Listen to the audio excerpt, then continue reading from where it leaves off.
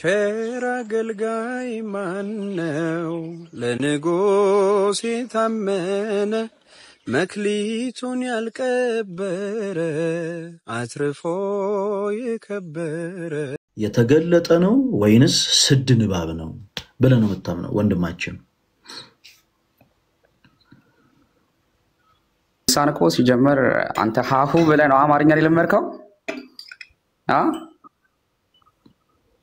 ማለት አማርኛ እንደዛ ከለመርከው ልሳንን ደግሞ እግዚአብሔር ባንተ ውስጥ ያስቀመጠው ነው እንጂ ሃሁ ብለህ ቆጥረህ አንተ የምትደርስበት አይደለም። እኛ እኮ የምናውቀው አእምሯችንን ነው፣ በአእምሯችን የፈጠርናት ቋንቋ ናት። ግን እግዚአብሔር ውስጥ እኮ ብዬ አይደለም የጠየቅኩ። ምን ብዬ ነው የጠየቅኩ? ማከኝ እየሰማሁ አልነበረም። እንግዲህ ሆነ ይስራል። ስለዚህ እየሰማ ካልነበረ ጥያቄው እንድገምልኝ እየሰሙ አልነበረም ማለት ነው እንጂ ያለብህ እኮ ዝም ብለህ ማይክ ተከፍቶ ደስ ያለን ነገር አይወራም። እኔ ጠየቅኩ ጥያቄ ልሳን የተገለጠ ነው የተገለጠ ቋንቋ ነው ወይንስ ስድ ንባብ ነው? ከሁለት አንዱን መልስልኝ።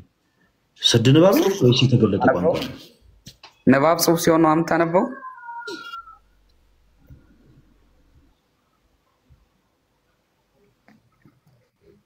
ሄሎ ወንድማችን ስለ መጽሐፍ የመጽሐፍ ቅዱስ ተምረሃል ባለበት ቤተ እምነት? ይብነኝስ ጀመር። ኦኬ ስለዚህ ወንድማችን የእስልምና እምነት ተከታይ ከሆንክ ራስን ፕሮቴስታንት ነኝ ብለህ ለምን ትመጣለህ? በእምነት ለምን ታፈራለህ? ኦኬ የሆነ በእምነት ማታፈር ከሆነ ጨለማ ውስጥ ነኝ ብለህ ማታምን ከሆነ በእምነት ፕራውድ ሆነህ ነው ልትነጋገር የሚገባው። እና አሁን ይሄ አሪፍነት መስሎ ከሆነ የሰራው ነገር አሪፍነት አይደለም፣ ያደረከው ነገር አራዳነት አይደለም። በእምነት አትፈር። ለምሳሌ እኔ ክርስቲያን ነኝ። እኔ በእምነቴ በጣም ፕራውድ ስለሆንኩኝ የትም ቦታ ራሴ ነው የምሄደው እና እሽናት አሪፍነት። እሺ ተወዳጅ ወንድማችን ሌላው ጊዜ ሌላ ቦታ ሄደ ተጃጀል። አሁን ታች ወራድ ፈለገይ ይቅርታ እንዴ በጣም ለፕሮቴስታንቶች ጥያቄ ያለኝና እነሱን አንዴ መጠየቅ ፈልጋለሁ። ሁሌ ይፈታተኑኛል፣ ሊመልሱልኝ አልቻሉ።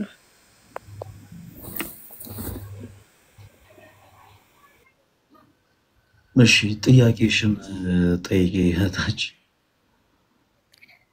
እሺ ኢየሱስ ጌታ ነው ትሉናላችሁ። እኛ ጌታነቱን አልካርንም። ኢየሱስ የጌቶች ጌታ የነገስታት ንጉስ ነው። ግን ኢየሱስ አማላጅ ነው የምትሉት፣ ኢየሱስ ለየትኛው አምላክ ነው የሚያማልደው? አማላጅነቱን ንገሩን። ለየትኛው አምላክ እንደሚያማልድ አስረዱኝ እስኪ። በጣም ጥሩ ነው እህታችን። ያው ጥያቄሽን ሰምቶታል።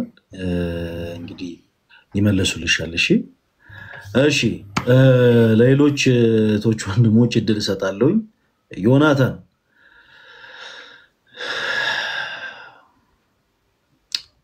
ዮናታን የማይክ ምልክቱን ክፈቱት ፕሊስ። ቶሎ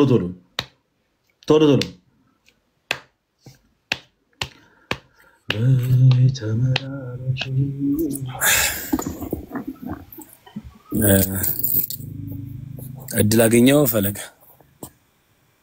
አዎ እድል አገኘ። ሰላም ነው። የት ቤተ እምነት ነው የመጣው? እኔ ከአማኑኤል ህብረት ቤተክርስቲያን ነኝ። መልካም። በልሳን ታምናለህ? አምናለሁ። መልካም። እሺ ልሳን ምንድን ነው? ልሳን የመንፈስ ቅዱስ ስጦታ ነው ብዬ አምናለሁ። አዎ አይ መንፈስ ቅዱስ ስጦታ ነው። ግን ልሳን ባይተሰልፍ ትርጉሙ ምንድን ነው? ዲፊኒሽን ትርጉሙ ልሳን ከመጽሐፍ ቅዱስ ከሐዋርያት ሥራ ምዕራፍ 2 ላይ እናገኛለን። ሁለተኛ ደግሞ የሮሜ ምዕራፍ 13 ላይ በመላእክት ልሳን እንኳን ብናገር ፍቅር እንኳን ከሌለኝ እንደሚጮህ ጽላጽል ነኝ ብሎ ሐዋርያው ጳውሎስ ይናገራል። ብዙም ጥቅስ ላበዛ አይደለም የሚገባውት። ልሳን የመንፈስ ቅዱስ ስጦታ ከሆነ ሰው ከእግዚአብሔር ጋር የሚናገርበት ቋንቋ ነው። ኦኬ እሺ ሶሪ በጣም ልሳን አደላስት ያልከው ነገር ሰምቻለሁ። ያው ቋንቋ ነው። ቋንቋ ልሳን ቋንቋ ነው አይደል ወንድማችን ይነታ? አዎ በትክክል መልካም። እና ቋንቋ ለምሳሌ በተለያዩ ዓለማት ላይ ተመሳሳይ የሆነ ትርጉም ኖሮት ነው የሚገለጠው። ቋንቋ መግባቢያ ነው እና በፕሮቴስታንት ውስጥ ያለው ልሳን ተብሎ የሚጠራው ልምምድ ቋንቋ ነው፣ የተገለጠ ቋንቋ ነው ወይንስ ስድ ንባብ ነው? በመጽሐፍ ቅዱስ ማስረጃ ከዚህ በኋላ እናወራለን። አንድ አቋም ትይዝልና የተገለጠ ቋንቋ ነው ወይንስ ስድ ንባብ ነው? ኦኬ ፈለገዬ እኔ ትንሽ ማቃተን ነገር ነው ላወራ የፈለኩት የራሴን እምነት ላንጸባርቅ ሳይሆን መጽሐፍ ቅዱሳዊ ሐሳብ ባነሳ አንተን በሱ ስለምታምን ብዬ ነው የሚገባውት። መጽሐፍ ቅዱሳዊ ሐሳብ የሚያስታርቀን ይመስለኛል እና ያስታርቀናል። ግን ከዛ በፊት የምታምነው ነገር መንገር አለበት። ለምሳሌ ያክል ምናወራው ኦፍ ኮርስ በመጽሐፍ ቅዱስ ሐሳብ ነው ዮናታን። ለምሳሌ ኢየሱስ ጌታ ነው ወይንስ አይደለም ተብሎ ቢጠየቅ ምላሽ ምንድነው ሊሆን የሚችለው? ጌታ ነው ብዬ መልሳለሁ። እምነትን ታስቀድማለህ። ኢየሱስ ጌታ ነው ብያለሁ ተለናለ። ከዛ በኋላ ጌትነቱን የማያምን ሰው ካለ ጌትነቱን በመጽሐፍ ቅዱስ ማስረጃ ፕሩፍ እያደረግን እናወራለን። አሁንም በመጀመሪያ እምነትህን የፈለግነው ከዛ በኋላ ቀጣይ ሌላ ምንም አይነት መጽሐፍ አናነሳም። ድሮ መጽሔት እያነሳን እንወያይ አንችልም በዚህ ሐሳብ። ስለዚህ ወደ መጽሐፍ ቅዱስ ሐሳብ ከመግባታችን በፊት ልሳን የተገለጠ ቋንቋ ነው ወይንስ ስድ ንባብ ነው? የተገለጠ ቋንቋ ከሆነ የተገለጠ ቋንቋ ነው። አይ ነው የተገለጠ ቋንቋ አይደለም ካልከን የተገለጠ ቋንቋ አይደለም ብለን እንይዛለን። ያ እሺ አመሰግናለሁ ፈለግዬ። እኔ የስድ ንባብ የሚለው ነገር ብዙም አልገባኝም፣ አልተረዳሁትም። ቋንቋ ግን እሱ ለብራራለ እንዲሰነድ አንዳንድ ጊዜ ዘለፋና ስድብ የሚመስላቸው ሰዎች አሉ። ለብራራለቁ አሁን ሐሳቡን አልተረዳው ማለት ስድ ንባብ ምን ማለት እንደሆነ አይ ልመጣል ስለፈለኩ ነው። ያው አልተረዳው ማለት ሐሳቡን ሳትረዳው እኔ ገባሁት ፈለገ ስለምትሰማኝ በጣም ደግሞ በፐርሰናልም ስለምወድ ነው ላይክ እኔ ገባሁት እንጂ ላይክ ትክክል ምንም ችግር የለም። እኛ ክርክር ውስጥ አንገባ። ግን እኔ አሁን እንዳልኩ ለምሳሌ ያልተረዳውን ሐሳብ ምን ለማለት እንደፈለገኝ እንነግርህና ከዛ በኋላ አንተ ሐሳብን ትቀጥላለህ። እሺ ስድ ንባብ ማለት በአማርኛ ሰዋሰው ትምህርት ለምሳሌ ስድ ንባብ የምንለው የቃላት ስብስብ ኖሮት ነገር ግን ትርጉም የማይሰጥ ከሆነ ነው። ለምሳሌ አንድ ሰው አበበ በሶ በላ ብሎ ቢጽፍ ይሄ ትርጉም ያለው የቃላት ስብጥር ነው። ስለዚህ ይሄ ትርጉም ያለው የቃላት ስብጥር የተገለጠ ቋንቋ ይባላል። የግድ በአማርኛ መሆን የለበትም። በኦሮምኛም ሊሆን ይችላል፣ በጉራግኛም፣ በሲዳመኛም፣ በቻይነኛም፣ በህንደኛም ሊሆን ይችላል፣ በአረበኛ በተለያየ አይነት ቋንቋ ብቻ የፊደላቱ ስብጥር ትርጉም የሚሰጥ ከሆነ የተገለጠ ቋንቋ ተብሎ ይጠራል። ስድ ንባብ የሚባለው ደግሞ ኦፍ ኮርስ ፊደላት ስብጥር ናቸው፣ የፊደላት ስብስብ ናቸው። ነገር ግን ምንም አይነት ትርጉም የማይሰጡ ናቸው። ለምሳሌ እኔ አሁን ወደ ጎን ጸ ፑ ከዛ ጲ ከዛ ጣ ጬ ከዛ ኝ ቆ ብዬ ጽፌ ወደ ጎን ባነበው ጸ ፑ ጲ ጣ ጬ ኝ ቆ ነው የሚሆነው።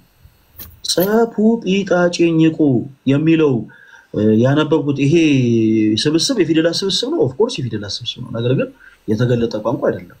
ስለዚህ የተገለጠ ቋንቋ ነው ወይንስ ስድ ንባብ ነው ያልነው ከዛ አንፃር ነው። እሱን አቋምን ትመልስልንና ወደ መጽሐፍ ቅዱስ የማስረጃዎች ገብተን እናወራለን። እሺ አመሰግናለሁ ፈለገ። እኔ ጯ ጓ የሚሉ እነዚህ ቋንቋዎች ስድ ንባብ ወይ ደግሞ የተገለጠ ቋንቋዎች ናቸው ብለኛል። ወርዶቹን አይደለም ያልኩት። ከፊደላት ስብስብ ሆኖ ትርጉም የማይሰጥ ከሆነ ለምሳሌ ሙዚቃ የተገለጠ ቋንቋ ነው አይደል ዮናታን? ሙዚቃ አይደል? ወደ ኋላ ገልብጠህ ብታነበው ግን የተገለጠ ቋንቋ አይደለም፣ ስድ ንባብ ነው። ሙዚቃ ቃዚሙ ነው። አሁን አንድ ሰው ቃዚሙ ብሎ ጽፎ ምንድነው ብትለው ምንም የተገለጠ ቋንቋ አይደለም። በየትኛውም ቦታ መግባቢያ ሆኖ ሊቀመጥ አይችልም። ስለዚህ ይሄ ቋንቋ ሳይሆን ስድ ንባብ ተብሎ።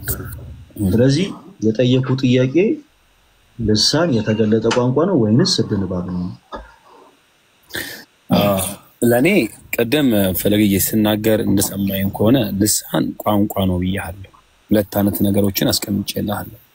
ስድ ንባብ ነው እንዴ ያልከኝ ነገር ሳልገባኝ ፈለገ ስድ ንባብ የሚለው ነገር አልገባኝም ብዬ ያው አንተ ነግረኸኛል።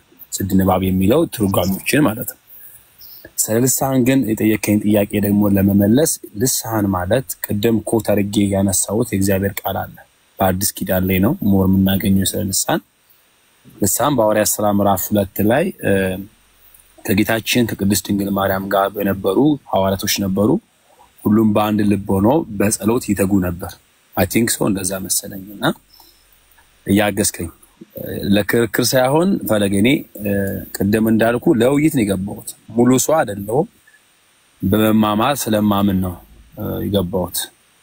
ከዛ በሐዋርያት ሥራ ምዕራፍ 2 ላይ ያለው የመንፈስ ቅዱስ መጀመሪያ በእያንዳንዳቸው ላይ እንደ ልሳን የተከፋፈሉ ቋንቋዎች ወረደባቸው ይላል። እንደ እሳት የተከፋፈሉ ልሳኖች ታዩአቸው ሁሉም በየቋንቋቸው መናገር ጀመሩ ይላል። እና አንዳንዶች በዛ ቦታ ወይ ጠጅ ጠጥተው ሰክረዋል ብለው በሐዋርያቶቹ ላይ ባሳዩት ነገር ባሳዩት ሁኔታ ለመሳቅ ለመቀለድ ሞከሩ። ከዛም ጴጥሮስ እናንተ የገሊላ ሰዎች ሆይ ይሄ የምታዩት ገና ከቀኑ ከጠዋቱ 3 ሰዓት ነው። ምን ማለት ነው? ወይ ጠጅ ተጠጥቶ የሚሰከርበት ታይም አይደለም ብሎ ጴጥሮስ እያንዳንዱን የወንጌልን ታሪክ ይናገራል። የገዛ ቋንቋችን እንዴት ልንሰማ እንችላለን? አይ ቲንክ እንደዛ ነው ያሉት የነበሩትና የገዛ ቋንቋችን እንዴት ልንሰማ እንችላለን ብለው ይገረሙባቸው ነበር። ባላምሳ የተባለበት ቀን ማለት ነው። So what's your point? ወደ የተገለጠ ቋንቋ ነው ጥያቄው። አሁን ሌላ ነገር ማብራራቱ is meaningless። ለምሳሌ አሁን ስሜን ጠይቀኸኝ ስለ ሀገሬ ስለ እናት አባቴ ስለ ባክግራውንድ ባወራ የመጣውበት አመጣጥ ነው በትክክል ግን ከጠየቀኝ ጥያቄ ጋር ምንም አይነት ግንኙነት የለውም። ስለዚህ አሁን ጥያቄው ልሳን የተገለጠ ቋንቋ ነው ወይስ ስድ ንባብ ነው? አቋም የትኛው? ቀድም እኮ ብያለሁ ከተገለጠ ቋንቋ ነው ብዬ ከፈለገ ነገር ያለው ድጋሚ ነው።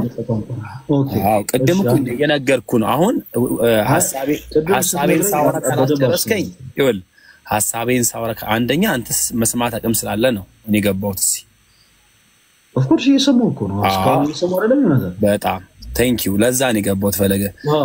ስለዚህ ሰማሃለሁ ማለት ግን ዮናታን አሁን ሰማሃለሁ ማለት ግን የሆነ ሐሳብን ዘለን የሆነ ቦታ ላይ እንሄዳለን ማለት አይደለም። እሺ መስማት ማለት በርሱ ዙሪያ በደንብ መደማመጥ ነው።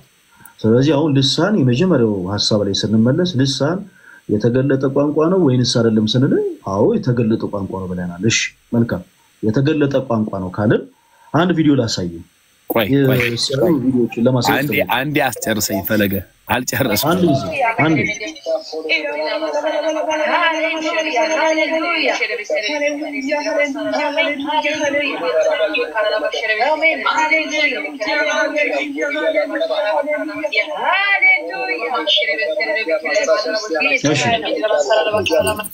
እነዚህ ሰዎች ከሃሌሉያ ውጪ የተናገሩት ያለው ነገር በአጠቃላይ የተገለጠ ቋንቋ አይደለም ማለት ነው። እነዚህ ሰዎች ከሃሌሉያ ውጪ ያሉት ፓርት በአጠቃላይ ልሳን ተብሎ ይጠራል ወይስ አይጠራም? ኦኬ በጣም ጥሩ ጥያቄ። ቀደም መግቢያ ላይ ተናገረ። አሁን አጭሩ መልስ እኮ ነው ማስቀደም ያለብኝ ነው። ማለት ፈለገ ፕሊዝ አንደኛ አፍ ላይ በመቀመጥና ንግግሮችን በማቋረጥ የሚገኙ ምንም የሆነ ተግባብቶች አይኖሩም። ጠየቀኝ እንደ እግዚአብሔር ቃል ደግሞ ለመንስ ይሄ ምን ቪዲዮ አሳይተኝ ይሄ ምንድነው አልከኝ። ይሄ ምንድነው አይደለም ያልኩ ገባኝ። ቋንቋ ካሪያ ውጪ ይሰማል ወይ አልከኝ። እኔ እኮ በነገራችን ላይ አሁን ለምሳሌ ሰዎች ሳስገባ ሰዎች ደስ ያላቸውን እንዲወሩ አይደለም ያስገቧቸው። ዮናታን በደንብ በፍቅር አንተም አዳምጥ። አፍ ላይ መቀመጥ ምናምን ነው እንደዚህ አይነት ቃላቶችን ከየት እንዳመጣቸው ጊዜ ያወጡ። ኤኒዌይስ በደንብ አድርገህ አዳምጠኝ። ቀድም ኢየሱስ ጌታ ነው ወይንስ አይደለም ስል ይገርማል ብላ አይደለም ይጀመርክልኝ። አየህ ወደ ማብራሪያ አይደለም ይልኩ። ይሄ አጭር ጥያቄ አጭር መልስ ስላለው አዎ ኢየሱስ ጌታ ነው ማለት ነው። እሺ አሁን ይሄ ያሰማው ንግግር ላይ ሰዎች የተናገሩት ቋንቋ በተመሳሳይ አጭር ጥያቄ ነው የጠየቁት ዮናታን። በመጀመሪያ አጭር መልስህን እና አቋምህን ነው የምታስቀድመው ከማብራራት በፊት እና እባክህ አሁን በቀጣይ ልክ ሌሎች ሐሳቦችን ስናነሳ ይኸውልህ በቃ አላደመጥከኝ ምናምን እንዳትልሽ። ይሄ ልክ በጣም የቲክታክ የአልጎሪዝሙን የውይይት እንትን መልመድ አለባችሁ ጋይስ ቢላችሁ። አዲስ ሰው በመጣ ቁጥር እንደ አዲስ ሁሉንም ማስረዳት የለብንም። አጭር ጥያቄ ነው የጠየቁ። ለምሳሌ ኢየሱስ ጌታ ነው ወይ ስለ ኦፍ ኮርስ አዎ ጌታ ነው ብለን እንደመለስክልኝ እነዚህ ሰዎች የተናገሩት ንግግር ልሳን ተብሎ ይጠራል ወይስ አይጠራም? አዎ ይጠራል የመጀመሪያ መልስ፣ አይ አይጠራም ሁለተኛ መልስ። ከዛ ሁለቱንም መልስ አንተ መርጣ አንዱ መልስ ተነግረናለህ። በዛ ሐሳብ ደግሞ ፍሎ እናረጋለን፣ አብረን እየተወያየን እንቀጥላለን። ስለዚህ በመጀመሪያ አጭር መልስ መልስልኝ። እነዚህ አሁን የተናገሩት ሰዎች የተናገሩት ንግግር ቅድም ሁላችሁም በደንብ አዳምጡ። ልሳን የተገለጠ ቋንቋ ነው ብለውኛል። አንድ ጊዜ ደግሜ ላሰማችሁ።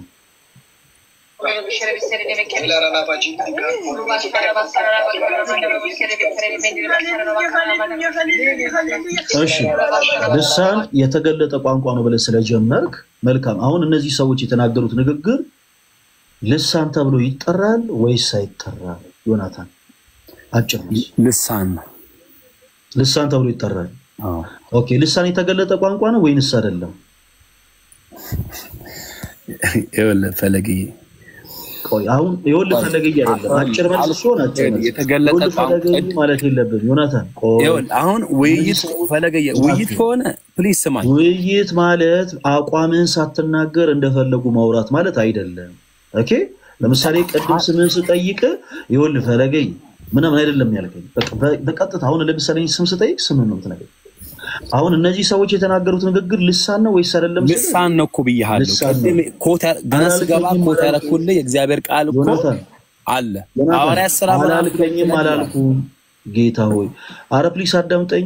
እኔ ልሳን እነዚህ ሰዎች የተናገሩት ንግግር ልሳን አይደለም አላልከኝም ብለኸኝ ምናምን ግራ የሚያጋባ ሰው ውስጥ አልገባሁም። እንዳልከኝ አንተ እንዳልከው እነዚህ ሰዎች የተናገሩት ንግግር ልሳን ነው ብለኸኛል። በጣም ጥሩ። ወደ ቀድሞ ነገር አሁንም ልመልስህ ነው። ልሳን ደግሞ የተገለጠ ቋንቋ ነው ሲለን ነበር ጋይስ። ሁላችሁም አዳምጡ እሺ። ልሳን የተገለጠ ቋንቋ ነው ብሎናል። እሺ ስለዚህ ደግሞ ይጠይቃሉ እነዚህ ሰዎች የተናገሩት ንግግር አዎ ልሳን ተብሎ ይጠራል ካልከኝ ልሳን የተገለጠ ቋንቋ ነው ወይንስ አይደለም? ወንድማችን ይናታል ፈለገ አጭር መልስ ፕሊስ። አጭር ይኸውልህ እስካሁን ያወራው አንተ ነህ። በመጀመሪያ ምንም እድል አልሰጠኸኝም። ጥያቄ ነው የጠየቅኩት ድል ይሰጥ ጥያቄ ጠይቀህ የምትመልሰው ራስህ መልሱም ያለው አንተ ጋር የሆነ ነው። ውይይት ከሆነ አንድ ሰው አስጨርስ። የጠየቅኩት ጥያቄ ልሳን የተገለጠ ቋንቋ ነው ወይስ በነገራችን ላይ እኔ ማወራል ከእግዚአብሔር ቃል ኮታ አደርግልሃለሁ። ሌላ ቦታ ምናልባት ልክ እንደዚህ ብለህ አድምጠው ሊሆን ይችላል። እኔ ሰዎች ከመጠየቃቸው ጥያቄ ውጭ ወጥተው ሌላ ነገር ስላወሩ አላደምጥከንም ስላሉ ጌታ ምስክሬ ምንም እድል አልሰጥም። እማደምጠው ሰው ልክ እንዳሳቡ ፍሎ ሲያደርግ ብቻ ነው። ይኸውልህ እስካሁን አንተ ስታወራ ነበር ብለኛል። እኔ አላወራሁም። ልሳን ምንድነው አላብራራሁም። ጥያቄ ነው የጠየቁት። ልሳን የተገለጠ ቋንቋ ነው ወይንስ አይደለም ብዬ ስጠይቅ እስካሁን አንተ ነው ያወራኸው። በዚህ ወጥቶ በዚህ ገብቶ ከዚህ በኋላ እንዳትል ዮናታን ፕሊስ እባክህ እሺ። አሁን እኛ ትልልቅ ሰዎች ነን። ታች ወርደን እንደ ህፃን ልጅ አክት ማድረግ የለብንም። በቃ አሁን የጠየቁት ጥያቄ አጭር መልስ የሚሻ ነው። ልሳን የተገለጠ ቋንቋ ነው ወይንስ አይደለም? መመልስልህ ከእግዚአብሔር ቃል ነው። አጭር መልስ አቋምህን ንገረን መጀመሪያ። እንዴ ኢየሱስ ጌታ ነው ወይስ አይደለም ስል መመልስልህ ከእግዚአብሔር ቃል ማለት ነው። የመላእክት ልሳን አለ ይመልስልኝ። ይሄው መልስኩ። ኢየሱስ ጌታ ነው ወይስ አይደለም ዮናታን? ወይ ኢየሱስ የእግዚአብሔር ልጅ ጌታ ነው። በጣም ጥሩ። ከእግዚአብሔር ቃል ነው መመልስልህ ብለህ ጊዜ አልወሰድክም። ስለዚህ በተመሳሳይ አሁን ባጭሩ አመጣልሃለሁ። ጌታ ሆይ እኔ አውጣ ስለ ታውጣልኛለህ። አሁን አውጣልኝ አላልኩም። ኢየሱስ ጌታ ነው የሚል ሐሳብ አውጣልኝ አላልኩም። እሺ ዮናታን ይሄ ነው ፕሊስ እንደ ልጅ ያኑን ያልኩህ እኮ ይሄን ነው። አየህ ለዚህ ሐሳብ በተመሳሳይ መጽሐፍ ቅዱሳዊ የሆነ እምነት ስለሆነ ያለ በመጀመሪያ አቋምህን ንገረን። ልሳን የተገለጠ ቋንቋ ነው ወይንስ አይደለም? ከእግዚአብሔር ቃሉ መመልስልህ ምናምን ብሎ ከመፎከር በፊት መጀመሪያ እምነቴን ነው መናገር ያለብኝ። ከዛ በኋላ እሺ የታለ ኬታ መጣው ስለ ቀላል እኮ ነው። ጥቅስ እናወጣለን፣ ታወጣለህ፣ ታብራራለህ። እኮ በጣም ቀላል የሆነው ነገር ነው ያከበርከው። ልሳን የተገለጠ ቋንቋ ነው ወይንስ አይደለም? ልሳን የተገለጠ ቋንቋም ነው፣ የሰማይም የመላእክትም ቋንቋ ነው። ሁለት ናቸው። ለዚህ ሰማይ ሰማኛ አልኩ። ለዚህ ነው እኔ እዚህ ገባው። ሁለት ጊዜ የልሳን ጸጋ እንደተሰጠ የሚናገር ማስረጃ እስቲ። ሁለት ጊዜ መጽሐፍ ቅዱስ አንድ ጊዜ የተሰጠ ብቻ ነው የሚናገረው። ሁለት ጊዜ የተሰጠበትን የመጽሐፍ ቅዱስ ማስረጃ እስቲ። ሁለት ጊዜ የተሰጠ ልሳን የሚባል ነገር የለም። ሰው በቃ ልሳን አንድ ነው ማለት ነው። አንድ ጊዜ የተሰጠ ልሳን አንድ ነው። ለምሳሌ በመንፈስ ቅዱስ ለምሳሌ ቆይ ከ10ቱ ትእዛዛት ውጪ በብሉይ በኦሪት ከ10ቱ ትእዛዛት ውጪ ያለ ትእዛዝ አለ ወንድማችን ዮናታን? ከ10ቱ ትእዛዛት ውጪ ከ10ቱ ትእዛዛት ውጪ የብሉይ ኪዳን የሙሴን ሕግ ስርዓቶችን እግዚአብሔር ለእስራኤል ያስቀመጠው ሕግ አሁን ሐሳባችን ልሳን ቋንቋ ነው ወይስ አይደለም ያልከኝ? እየመለስክልኝ አይደለም። ችግር የለም። አንተ አትመልስ ዮናታን። ካልሰማኸኝ በቃ ነው ካልሰማኸኝ ይኸውልህ ፈለገ አንተ አገልጋይ ነህ። አትጩ እንዴ! ምን ሆነ ነው የምትጮው? ከምን ሆነ እንደዚህ መጮህ የጀመርከው? ለምንድን ነው የምትወጣው? ለምንድን ነው የምትወጡት? እኔ እኮ በጣም የሚገርመኝ ነገር ወይ ሐሳባችሁን ከራሳችሁ ጋር አሰሩት ጋይስ። ለምሳሌ ሙሴ 10 ትእዛዛት ስለተቀበለ እነዛ 10 ትእዛዛት በኦሪት ተቀምጠዋል። መቼ እነዛን 10 ትእዛዛት ተቀበለ? ተጽፏል መጽሐፍ ቅዱስ ላይ። ከዛ ውጪ አይ በቃ የለም እንደው 10 ትእዛዛት አልተቀበለ ምናምን ብሎ ሰው መፎከር አይችልም። 10ቱ ትእዛዛት በተለያየ ሰዓት አይደለም የተቀበለው፣ በተመሳሳይ ሰዓት ነው የተቀበለው። 10 ናቸው ትእዛዛቶቹ፣ ግን በተመሳሳይ ሰዓት በተመሳሳይ ጊዜ ሙሴ በሲና ተራራ ከእግዚአብሔር ዘንድ እነዛን ትእዛዛት እንደተቀበለ መጽሐፍ ይናገራል።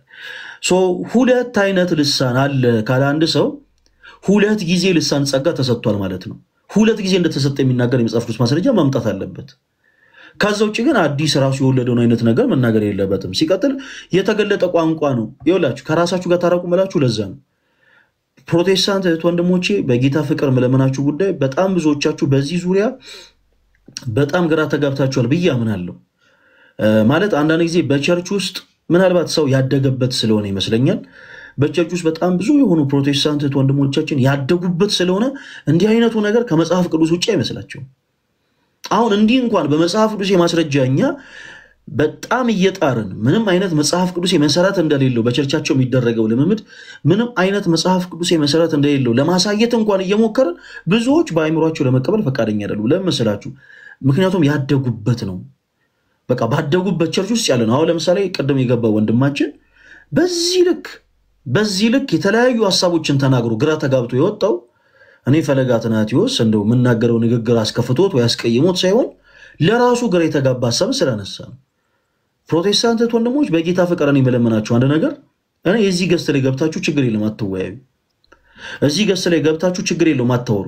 ምክንያቱም እኔ ድራማ መስራት ዓላማ የለኝም። የሆኑ ሰዎችን አስገብቼ ይዋቸው እነዚህ ፕሮቴስታንቶችን ይሄው ምንም የሚያውቁት ነገር የለም ይሄው እንደዚህ ይላሉ ምናምን ብለን ድራማ መስራት አንፈልግም። ነገር ግን አንድ ብቻ ነገር እንደው ልለምናችሁ በቻላችሁ ታቅም ልክ እንደፈለገ ሆናችሁ ጠያቂዎች ሁኑ። ቸርቾቻችሁ ውስጥ በቃ ዝም ብላችሁ አሜን ከማለታችሁ በፊት እባካችሁ ጠያቂ ሁኑ። ማንም እየተነሳ ሼቤሬቤቤቤቤ ማክሬቤቤቤቤ ራባጃራባባ ሲላችሁ ዝም ብላችሁ አሜን አትበሉ ፕሊዝ። ምንድነው ያሶ ምንድነው እያደረገ ያለው?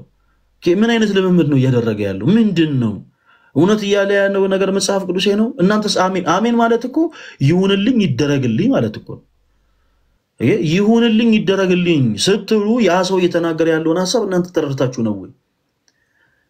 እውነት መጽሐፍ ቅዱስ ላይ እንዳለው አይነት የልሳን ልምምድ ነው ያ ሰው እየተለማመደ ያለው ወይ? እንደኛ ሆናችሁ ጠያቂዎች ሁኑ ፕሊስ። ልሳን የተገለጠ ቋንቋ ነው ወይንስ ስድ ንባብ ነው? ስድ ንባብ ነው የሚለው ቃል እንደው ድንገት ቢያስጠላችሁ ልሳን የተገለጠ ቋንቋ ነው ወይንስ ያልተገለጠ ቋንቋ ነው ብሎ መጠየቅ ይቻላል። እንደኛ ሆናችሁ ጠያቂዎች ሁኑ ፕሊስ። እባካችሁን በጌታ ፍቅር ለምናችሁ ፕሊስ። ምክንያቱም እንዲህ አይነቱ ሐሳብ በጣም ለብዙ ፕሮቴስታንቶች በቃ በቸርቾቻቸው ውስጥ ሲያርጉ ጀምሮ ያደጉበት ስለው ለነሱ አዲስ የሆነ ነገር አይመስላቸውም። ከመጽሐፍ ቅዱስ ውጭ የሆነ ትምህርት አይመስላቸውም። ሼቤሬቤቤቤ ራባጃራባባ ማክሬቤቤቤቤ ምናምን የሆነ ሰው ተነስቶ እንደዚህ ይላል። ከዛ ሁሉም ሰው እየዘለለ አሜን ይላል። ዋት ኢዝ ዛት? ምንድነው እየሆናችሁ ያላችሁት? መጽሐፍ ቅዱስ የመሰረት ይኑራችሁ እንጂ በመጽሐፍ ቅዱስ የመሰረት ነው ሁላችሁም ልታምኑ የሚገባው። የምትለማመዱት ልምምድ መጽሐፍ ቅዱስ የመሰረት እንዲኖረው ማድረግ አለባችሁ።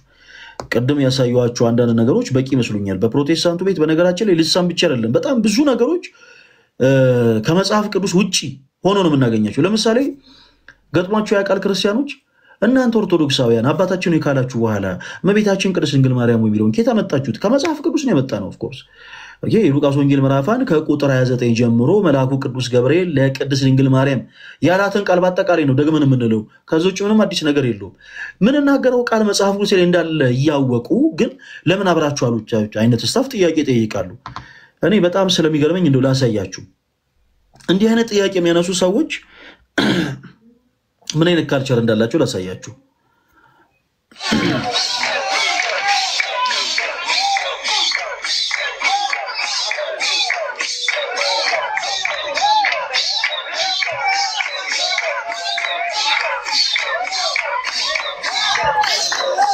ብዙዎቻችሁ for no reason ለዚህ ነው ኦርቶዶክስ ቤተክርስቲያን የወጣችሁት እጆቻችሁን ይዟችሁ ለምንድነው የሚሏችሁ ይሄንን ነው ለምንድነው በሰላም ቅዱስ ገብርኤል ምናምን የምትሉት ይሄ እኮ ምንም መጽሐፍ ቅዱስ አይደለም ይሏችሁ ከሄዳችሁ በኋላ ልክ እንደዚህ የሆነ አይነት ስታፍ ብቻ በጣም ነው የሚገርመው የኔ ያው ልሳን አሁንም በፕሮቴስታንት ቤት ውስጥ ያለው ልሳን መጽሐፍ ቅዱሳዊ መሰረት አለው ብሎ የሚያምን አንድ ፕሮቴስታንት ካለ ገብቶ በፍቅር በመጽሐፍ ቅዱስ የማስረጃ ከኛ ጋር መወያየት ይችላል እሺ በመጽሐፍ ቅዱሳዊ ማስረጃ ከኛ ጋር ማውራት ከኛ ጋር መወያየት ይችላልላችሁ ለሁላችሁም እድል እሰጣለሁ ለሁላችሁም እሺ ሜርሲ ሰላም ፈለገ እንዴት ነህ እግዚአብሔር ይመስገን ከየት ቤተ እምነት መጣሽ ነው እኔ ቃልዮት ቤተ እምነት ነው ያደኩት አሁን ላይ ግን ኦርቶዶክስ ሆኛለሁ ግን ሰላም እኔ ያደኩበትን የተማርኩበትን የማውቀውን ያክል መናገር ፈልጋለሁ ማለት ሌላውም እንዲያውቀው ማለት ነው ልክ እንዳልሆነ ስህተት ያለውን ነገር እንዲያውቀው ግን የምትጠይቀኝን ነገር እመልስልሃለሁ በማውቀው ልክ ያደኩበት ስለሆነ ምክንያቱም አሁን ኦርቶዶክስ ሆንኩኝ አንድ አመት ሊሆነኝ ነው እና እስከዛ ድረስ ያደኩበት ጥሪ ከኦርቶዶክስ ፕሮቴስታንት ጋር መሰለኝ ፈለገ ይቅርታ ፕሮቴስታንቶችን ጥሪና ስለዚህ ከሱ ጋር እንቀጥል እየጠበቅን ነው ቆይ ማይክን ሚውት አድርገውና ጠብቀን እድል እንሰጣለን የሷን ሐሳብ ስላልተረዳሁት ከሷ ጋር አውርቼ እመጣለሁ እሺ እህታችን ሜርሲ አልገባኝም እያልሻለሽ ጉዳይ ነው አሁን የኦርቶዶክስ እምነት ተከታይ ነሽ እና ስለ ቃልዮት ቤተክርስቲያን ማለት የምትፈልጊው ነገር አለ እና አልገባኝም ምንድነው ለቃልዮት ቤተክርስቲያን ሳይሆን አሁን የምትጠይቀኝን በማውቀው ልክ መመለስ እችላለሁ ነው ኦኬ አሁን ጥያቄ እኮ ለምሳሌ ለፕሮቴስታንት ወንድሞቻችን ነው ማለት ለምሳሌ አንቺውን ኦርቶዶክስ ኮንሽ ያንቺ ቤተክርስቲያን ትምርቷ መጽሐፍ ቅዱሳዊ መሰረት ስለሆነ እንዲህ አይነቱ ሐሳብ አሁን ሜርሲን የሚመለከት አይሆንም ማለት ነው ነው እንደ ቃልዮቶቹ ፕሪቴንድ ወኝ መመለስ ይችላል ነው አልገባኝም ሐሳብሽ ስላላገኘሁት ነው ፕሪቴንድ ወኝ መመለስ ይችላል ሳይሆን የማውቀው ነገር አለ ነው ገብቷል የተማርኩት ነገር አለ ስለዚህ አሁን እየገቡ ፕሮቴስታንት እህት ወንድሞቻችን የሚመልሱት ልክ ያልሆነ ነገር መጽሐፍ ቅዱሳዊ ያልሆነ ነገር አለ እና እነዛን ልክ እንዲሆኑ በመስመሩ እንዲሄዱ ማድረግ ይችላል ያደኩበት የተማርኩበት ስለሆነ ይሄ ነው ሰተቱ እዚህ ጋር ነው አርማችሁ መሄድ ያለባችሁ የሚለው ነገር ምክንያቱም አሁን ቀድም የገባው ሳየው እያስረዳ ያለው ይሄ የመከራከር ሁኔታ አይደለም ለመወያየት ነው የገባው አለ እንጂ ቀጥተኛ ወይም ደግሞ እንደዚህ ነው ብሎ የመመለስ እንትኑ አልነበረው መጽሐፍ ቅዱሳዊ መሰረትን ካደረክ የተጠየቀውን ነገር ቀጥታ ነው የምትመልሰው እንደዚህ ነው ወይ ከተባልክ አዎ እንደዚህ ነው ወይ ከተባልክ አዎ በዚህ መንገድ እንደዚህ ነው ትላለህ ከዛ በኋላ መጽሐፍ ቅዱሳዊ ማስረጃ አምጣ ስትባል ነው የምታብራራውና ፕሮቴስታንት ወንድሞቻችን ማለት እኔም የኖርኩበት ዓለም ስለነበረ በዛ ዓለም ይያለው ማስረዳቸው ነገሮች ስላልነበሩ ወይም ደግሞ ለምጠየቃቸው ጥያቄዎች ይሄ ነው ብዬ ቀጥታ መመለስ ስለማልችል ክርክርን ነው መሰረት ማረጋው ኃይልን ነው የምጠቀመው ወይ ደግሞ ማስቀየስ የሚባለው ነገር አለ አይደለ ለተጠየቁት ጥያቄ ቀጥታ መልስ አለ መስጠት ምክንያቶችን መደርደርን ነው ምመርጣውና ኦርቶዶክስ ከሆንኩ በኋላ ግን ወንድም እህቶቼ በጣም ብዙ ነገር አሳይተውኛል በጣም ብዙ ነገር እንድማር አድርገውኛል ከዛ በኋላ መመልሳቸው ነገሮች መሰረት ያላቸው መሆን ጀመሩ እና ይሄ ሆኖ ለምንድነው ማለት ፕሮቴስታንቶቻችን ለምንድነው ቀጥታ የማይመልሱት ለምንድነው መሰረት የሆነ ነገር የሌላቸው ስንል ስናድግ ቤተክርስቲያን ውስጥ ወይም ቸርች ውስጥ ስናድግ ምናድገው እንዴት ነው የማርያም አማላጭ አለመሆን የመላእክት አማራጭ አለመሆን እነዚህ ናቸው ጭንቅላታችን ውስጥ ተጽዕኖ ያደርጉና ማንኛውም ኦርቶዶክስ ወንድም እህት መጥቶ ጥያቄዎች ሲጠይቁን የመጀመሪያ መልሳችን ወይም ደግሞ ይሄ ጥያቄ እንዳይጠይቁን ወይም ደግሞ ከኛ ጋር እንዳይወያዩ ማድረጊያ እንትናችን ማርያም አማላጭ አይደለችም የሚለው ነውና ከዛ መጽሐፍ ቅዱስ ጥቅስ ይነሳል ይሄ ነው ተብሎ ይሄ የመወያየት አቅም አይኖረንም ማለት ነው እና ይሄኛውን አቅም ያጣ ነው ይሄኛውን አቅም ያጡት ፕሮቴስታንት ወንድሞቻችን ካደጉበት ተጽዕኖ አንፃር ነው ካደግንበት ተጽዕኖ አንፃር ነው በነበርኩበት ጊዜም ስላየሁት ነው እየተናገርኩ ያለሁትና አሁን ለምጠይቃቸው ጥያቄ በክርክር መልስ ቢሆን ይመልሱልኝ የመመለስ አቅም ካላቸው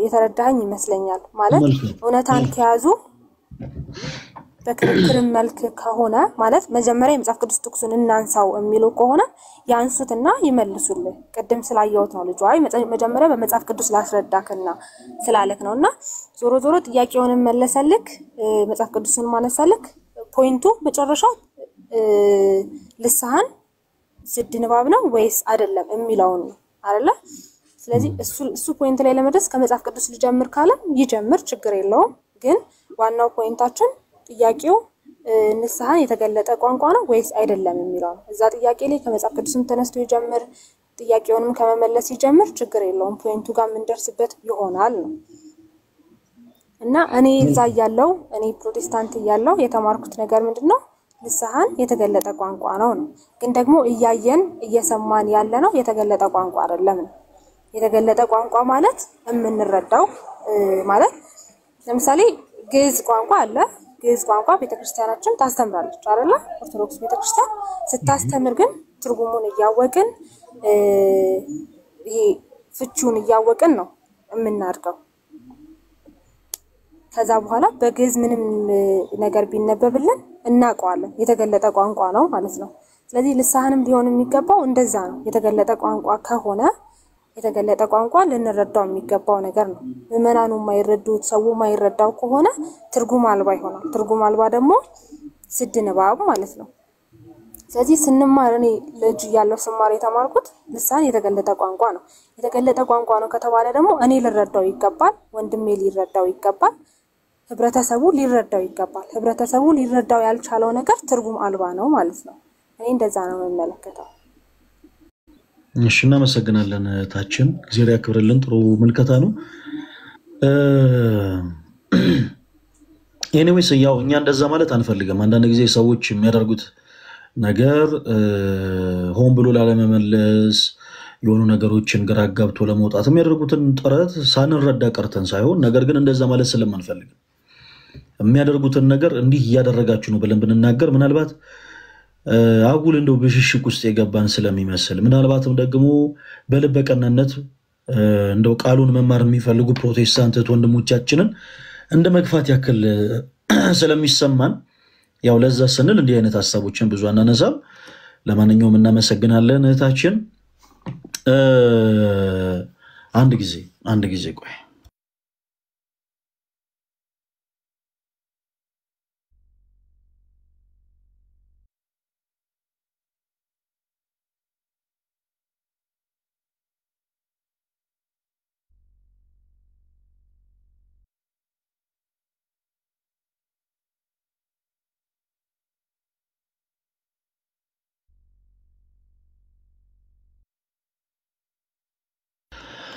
እሺ በጣም ይቅርታ መጽሐፍ ቅዱስ ነው ብለን አናምንም በመጽሐፍ ቅዱስ ላይ ተቀመጠው ልሳን ምን እንደሆነ ኮንሰፕቱ ራሱ ፕሮቴስታንት ወንድሞቻችን የተረዱት አይመስልንም እና በጣም ብዙዎች በሚያርጉበት ቸርች ውስጥ እንደው ስላደጉ ብቻ እንደው ስላዩት እያዩት ስላደጉ እያዩት እንደው ስለኖሩ ብቻ ለምምዱ መጽሐፍ ቅዱስ የሚመስላቸው ሰዎች አሉ በተለይ ደግሞ ፍጹም የእግዚአብሔርን ቃል የማያውቁ ራሳቸውን ፕሮፌት ብለው የሚጠሩ ሰዎች ጋር እንደ አይነቱ ልምድ ይበዛል ስለ እውነት ለመናገር ምንም አይነት መጽሐፍ ቅዱስ ኮንሰፕት የሌላቸው መጽሐፍ ቅዱስን ጠንቅቀው የማያውቁ ራሳቸውን ፕሮፌት ብለው የሚጠሩ አንዳንድ አካላቶች አሉና እነዛ አካላት ዝም ብለው ሼቤሬቤቤ ራባጀራባባ ማክሼቤሬቤቤ ምናምን አይነት ስታፍ ሲል ሰው ሁሉ አሜን ይልለታል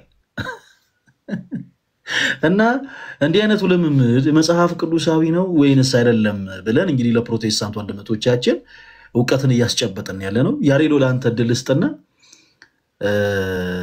ያው ከወንድሞቻችን ጋር እስኪ ሀሳብ እያነሳን እንወያይ።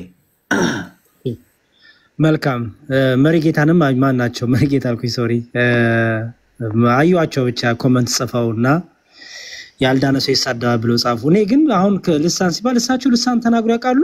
ጋይ ጽጌ ልሳን ሲናገሩ ሰምታችሁ ታውቃለህ? ማን ናቸው ጋይ ጽጌ? ያው ተሐድሶ ናቸው ታውቃቸዋለህ። ክብር ለኢየሱስ። ኦኬ እሺ አሁን እሳቸው ናቸው ይሳደቡት?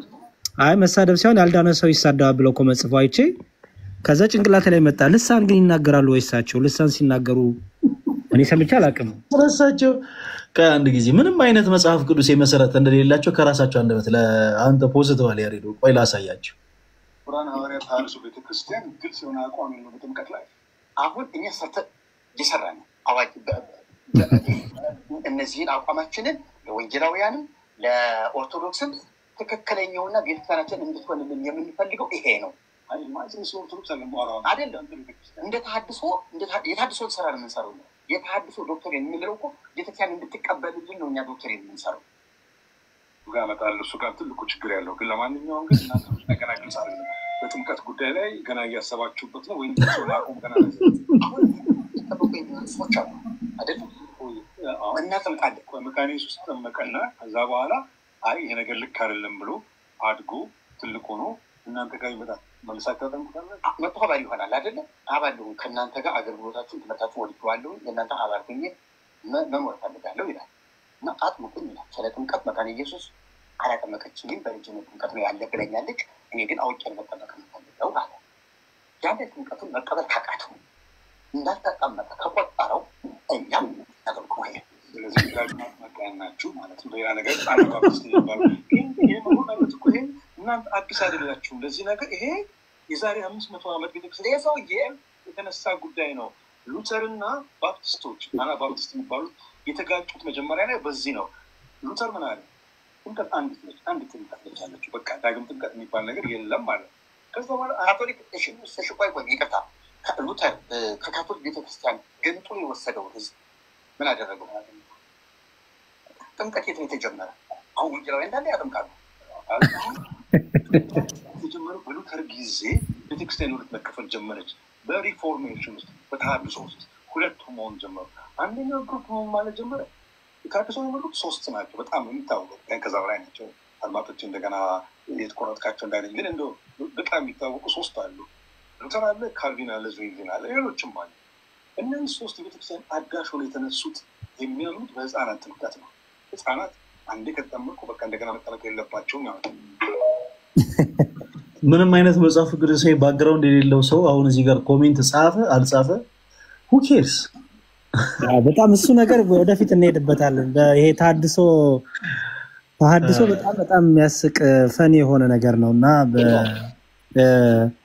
አሁን እንደሰማችሁት ሁለት ነገር ተናገሩ። አንደኛው የጥምቀት ትምህርት ገና እየሰራን ነው እንዴ?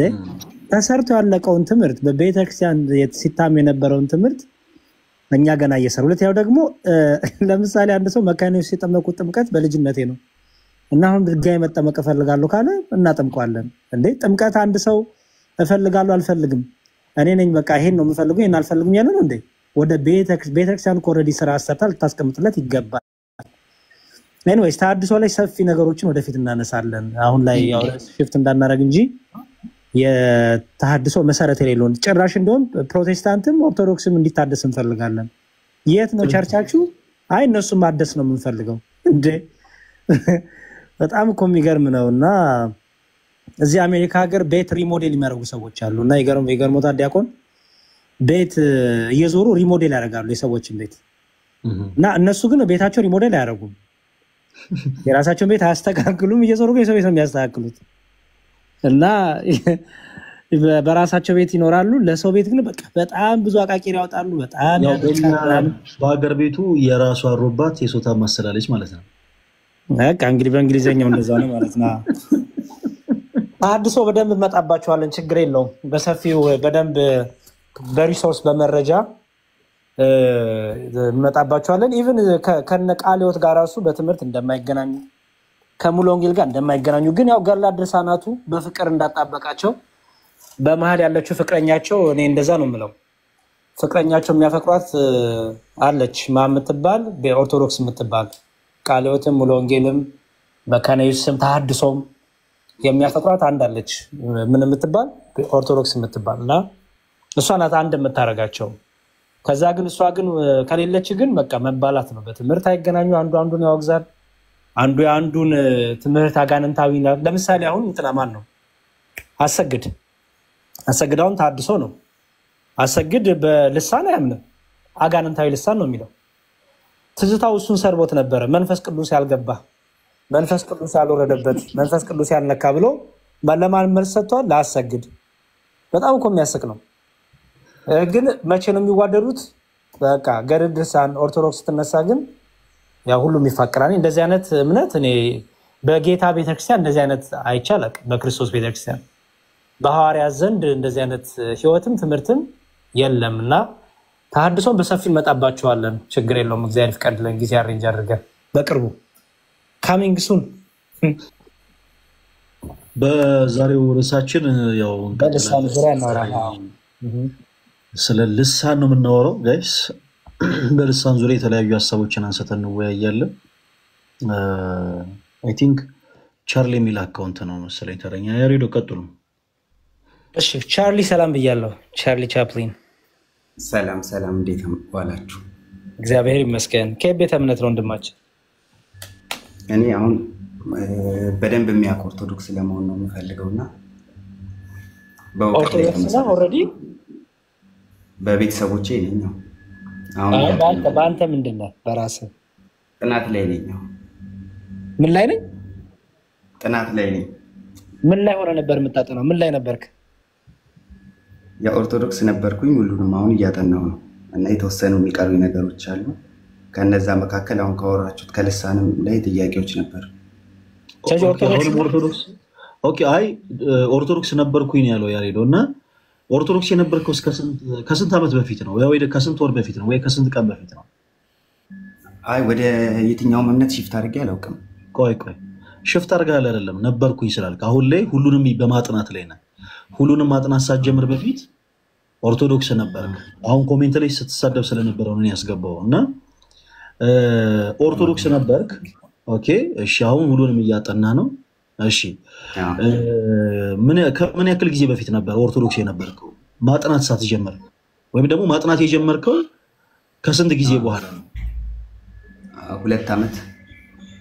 2 ዓመት። ኦኬ። ስለዚህ ኦርቶዶክስ ነበርክ ማለት ነው። ኦፍ ኮርስ በደንብ የቤተክርስቲያናችን ብዙ ነገሮች ታውቃለህ። በቅዳሴ ጊዜ ስንት መጽሐፍቶች ናቸው የሚነበቡት በእኛ ቤተክርስቲያን ውስጥ? እነዚህ አላውቅም ማለት ኦርቶዶክስ ነኝ ኦርቶዶክስ ነኝ ስለ አሁን በደንብ የሚያውቅ ኦርቶዶክስ መሆን እፈልጋለሁ። በደንብ የሚታወቅ ነገር አይደለም የጠየቁ ማለት ራንደም የሆነ ሰው ሊያውቅ የሚችለውን ነገር ነው የጠየቁ። በአይን ኦብዘርቭ ሊደረግ የሚችል ነገር ማለት ነው እንጂ መጽሐፍ ቅዱስ ገልጠ ምዕራፍ አውጥተ ጥቅስ አውጥተ የምታብራራውን ነገር አይደለም የጠየቁ። ኦርቶዶክስ ነበርኩ ብለሃል። እኛ ቤት የሚባል አባባል አለ፣ ከመጣሽ ማርያም ተምጣሽ ይባላል እና እንደዛ ብለህ ከመጣህ አይቀር መልካም። በቅዳሴያችን ጊዜ ስንት መጽሐፍቶች ይነበባሉ? በቃ ይሄ የትኛውም ኦርቶዶክስ ያው በቅዳሴ ሰዓት እንዲህ ካህናት እንዲህ ሲያደርጉ አይተናል ብለው እንኳን ይመልሳሉ። ስለዚህ ስንት መጽሐፍቶች መልስልን አይነት እንደሆነ ራንደምሊ አሁን 10 ሰው ብታስገባ በእርግጠኝነት 7 8 አይመልሱ። ስለራስ ይሲ አሁን ውስጥ ባላውቅ የሚገርም አይደለም ሀሳብ ስላለ ቆይ አሁን አየህ የሆነ 10 ሰው ብታስገባ ይመልሱልም አይነት ሀሳብ ጀመርክ ብራዘር። ራስህን ሆነ ነው መግባት ያለብህ። እሺ ኮሜንት ሴክሽን ላይ ስትሳደብ ነበር አንተ ኦርቶዶክስ ሆነ አታውቅም። ኦኬ ግን አሁን ልክ ፕሪቴንድ ማድረግ የፈለግከው ደግሞ ልክ ኦርቶዶክሳዊ ነኝ አይነት ስታፍ ነው እና ፕሊስ እባካችሁ እንደው ፊታችን ሰፋ ጊዜ ሞኛ እንምሰላችሁ ይቻላል። እኔም እንዳንቺ የከተማ ልጅ ነኝ። እሺ የኔ አባት እሺ ለመጨረሻ ጊዜ አሁን እድል እሰጣለሁ። ሁላችሁ አዳምጡኝ። ኦርቶዶክስ ነበርኩ ብላል አላልክም? ብያለሁ። ኦርቶዶክስ ነበርክ አይደል? አዎ እሺ ኦኬ እሺ መልካም ኦርቶዶክስ ቤተክርስቲያን ስንት በሮች አሏት? ህንጻ ቤተክርስቲያኑ ህንጻው ስንት በር አለው? ስንት በር አለው? አረ ጌታዬ ስንት በር አለው? በሮቹ እየዞርኩ አሁን በምናቤ አንድን ቤተክርስቲያን ስዬ የምደርስበት ይመስለኛል። አይ ምንም እኮ በምናብ መሳለ ገና እኮ 2 ዓመት እኮ ነው ያሬዶ ወይ ወደ አሜሪካ ከወጣ ስንት ጊዜ ሆኗል? ወደ 13 14 ዓመት። ኦኬ 13 ዓመት። እና መኪና ይዘህ ድራይቭ ብታረግ ቦሌን ታውቀዋለህ አታውቀውም? አውቀዋለሁ። ለምን አላውቀውም? የካንስ ታውቀዋለህ አታውቀውም? ኩኝ ፈጬ ነው የማላውቀው አዲስ ከወጣሁ የዛ ዲ ስላልነበረ ማለት ነው። እና ወንድማችን አንተ አሁን 13 ዓመት ነው ያሬዶ። አንተ 13 ዓመት ሆኖ የሆኑ የተወሰኑ በሮችን አይደለም በጣም ሰፊ ዋይድ የሆነችውን ከተማ ታውቃታለህ። ወንድማችን ቻርሊ እንግዲህ ከኦርቶዶክስነቱ ካፈገፈገ ገና 2 ዓመቱ ነው እና የጠየቅነው አሁን ስንት በር አለው ነው። ቤተክርስቲያናችን ስንት በር አላት ወንድማችን ቻርሊ? ማለት የምትጠይቀኝ ጥያቄዎች ቀላል አይደሉም። አሁን አንተ በደንብ ስለምታውቀው ነው ብዙዎቻችን የምናስተውለው። በቃ እንደዚህ ሆነ ብዙ ሰው የሚያስተውለው አይደል? ይኸውልህ ወንድሜ እንደዚህ ወይ ምን መሰለው ወንድሜ አሁን ዲያቆን የጠየቁ ጥያቄ በጣም ቤዚክ የሆነ ማንም ሰው የሚመልሰው ነው። ለምሳሌ ቅዳሴ አስቀድሰህ ታውቃለህ አንተ? እኔ እውነቱን ለመናገር ቅዳሴ ሳስቀድስ በጣም ነው ወገቤንም እኔንም አያመኝ ቦታ የለም። ጥሩ ችግር የለውም እኮ ቅዳሴ አስቀድሰህ ታውቃለህ? ብዙ ጊዜ እሸሻለሁ። ገባ ያስቀድሰህ ታውቃለህ? ግን ሞክሬ ነበር ግን አልቻልኩም። ችዬ አላስቀድሼ አላውቅም። ኦኬ ምን ላይ ወጣ እስቲ? ምን ላይ ጀምረህ ምን ላይ አቆምክ? አሁን እነዚህን ጥያቄዎች ለምን እንደምታውቅ ለምን መሰለህ አንተም አሁን አየህ እያሾፍክ እንደሆነ ታወቀብህ። አየህ የእውነት አሁን እንኳን አንዴ ስማኝ አንዴ እሱ ያንተ ምርጫ ነው። እሱ ያንተ ይሄ እኮ ያንተ ህይወት ነው። ባይዘው ምንም እኛ ላይ የምንጨምረው የምንቀንሰው እኛ አንተ ላይ የምንጨምረው የምንቀንሰው ነገር የለም። የራስህ ነፍስ ላይ ነው የምትቀልደው፣ ጊዜን የምታባክነው። ግን ቁም ነገሩን መሰለህ በቃ እሺ ለምሳሌ ክርስትና ስም ማን ነው? ያንተ ክርስትና ስም? ብስራተ ገብርኤል። ብስራተ ገብርኤል ማለት ነው ገብርኤል ነው። በብስራት አብሳሪ መልአክ ስለሆነ በሱ ብስራተ ገብርኤል ማለት እንደዛ ነው ይመስለኛል። እንደዛ ነው ማለት። በጣም ጥሩ። እሺ ቤተክርስቲያን የመማሩ እድል አግኝተሃል? ያላገኘው ነው ሄደህ አልተማርክም? የለም ማለት ሳይሆን እኔ ግን አላገኘሁም። በራሴም ድክመት እኮ ሄደህ ተምረህም አታውቅም? ሄደህ ኦኬ ተምረህ አታውቅም? ሰንበት ቤት ተምረህ አታውቅም? ምንም አታውቅም? አላውቅም። አይ በጣም ጥሩ። አሁን ምን እምነት ላይ ነው ያለኸው?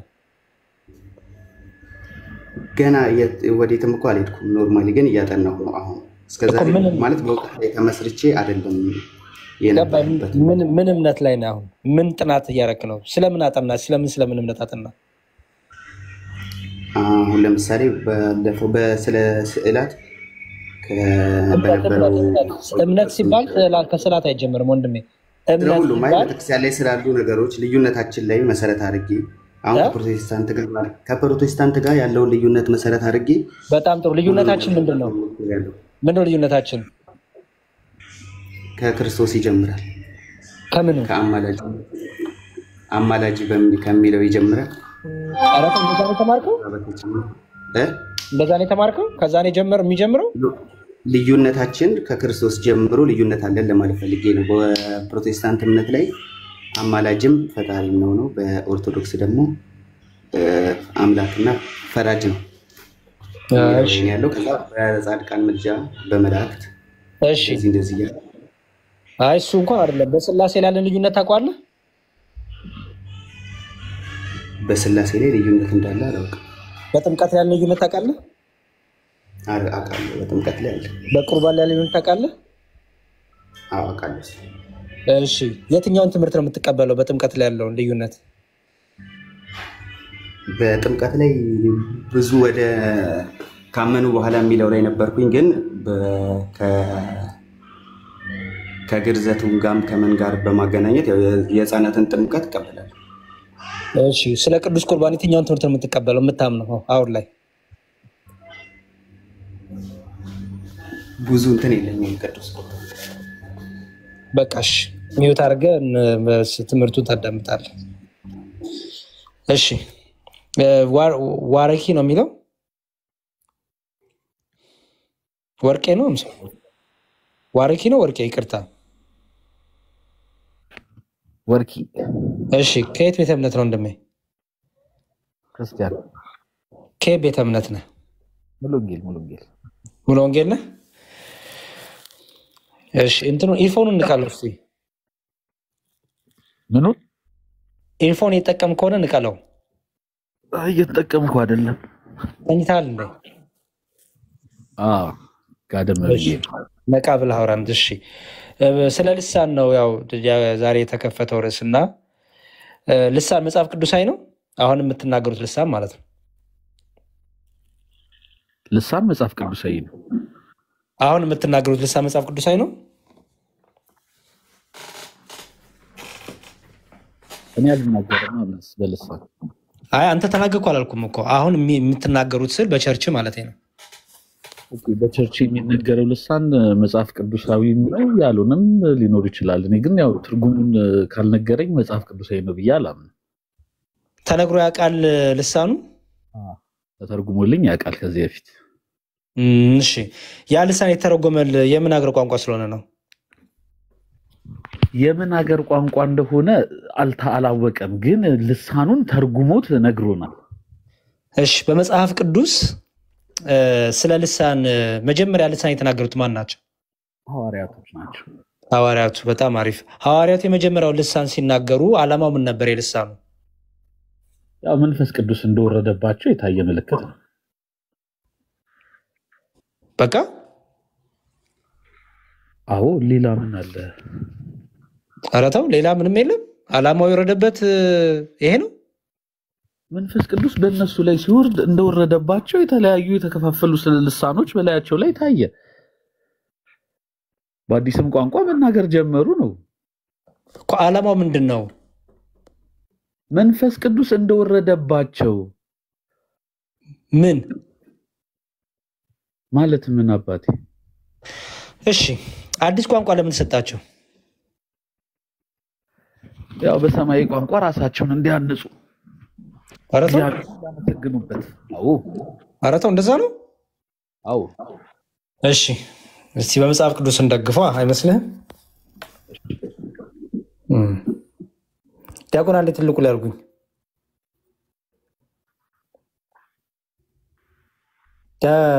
ዲያቆን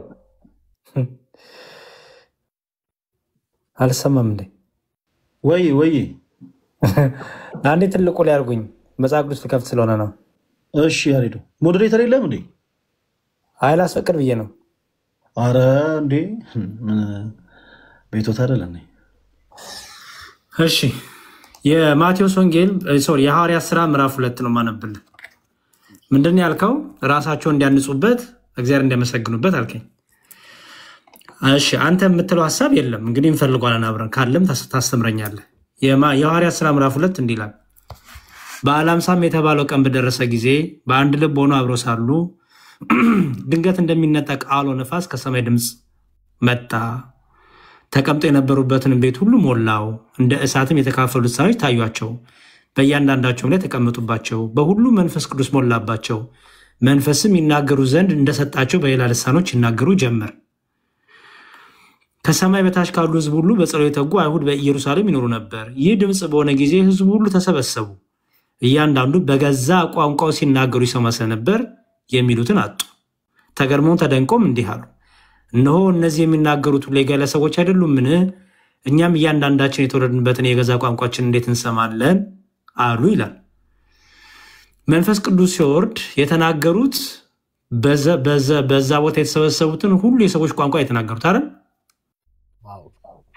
የሚታወቅ ቋንቋ የተናገሩት የሚታወቅ ቋንቋ ግን ሁሉንም ማለት ሳይሆን እነዛን ቋንቋዎች የሚሰሙ ሰዎች ነበሩ እነሱ በተናገሩበት አካባቢ ላይ። ሁሉንም ነው ለመሰለ ሁሉንም ያልኩ የሁሉም ሰው የሚሰማው ነበር። ምን ይላል መሰለ?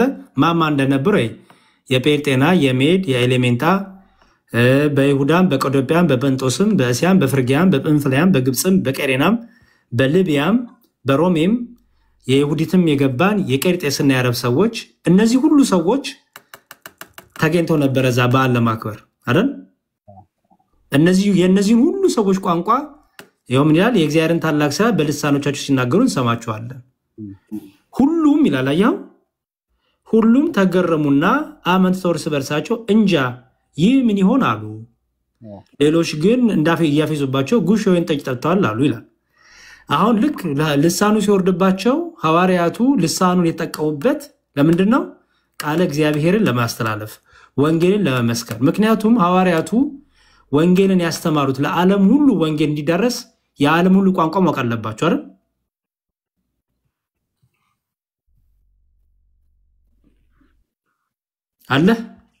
አለው ለዓለሙ ለፍጥረቱ ሁሉ ወንጌል ስበኩ ተብሏል። የፍጥረቱ ሁሉ ቋንቋ ማወቅ አለባቸው የለባቸው? የፍጥረቱን ሁሉ ቋንቋ ማወቅ አለባቸው ማለት እንዴት የሰው ልጅ ሊያውቅ ይችላል? ይህን ሁሉ ቋንቋ ጌታችን ኢየሱስ ክርስቶስ ወደ ዓለም ሁሉ ሂዱ አባቴ ስማኝና መንፈስ ቅዱስን ስለተጠቀሙበት ቆሮንቶስ ላይ ስማኝ ፕሊዝ። ወደ ዓለም ሁሉ ሂዱ ለፍጥረት ሁሉ ወንጌልን ስበኩ ብሏቸዋል አይደል? አዎ ብሏል። እሺ የፍጥረት ሁሉ ቋንቋ ሊያውቁ የሚችሉት በምንድን ነው?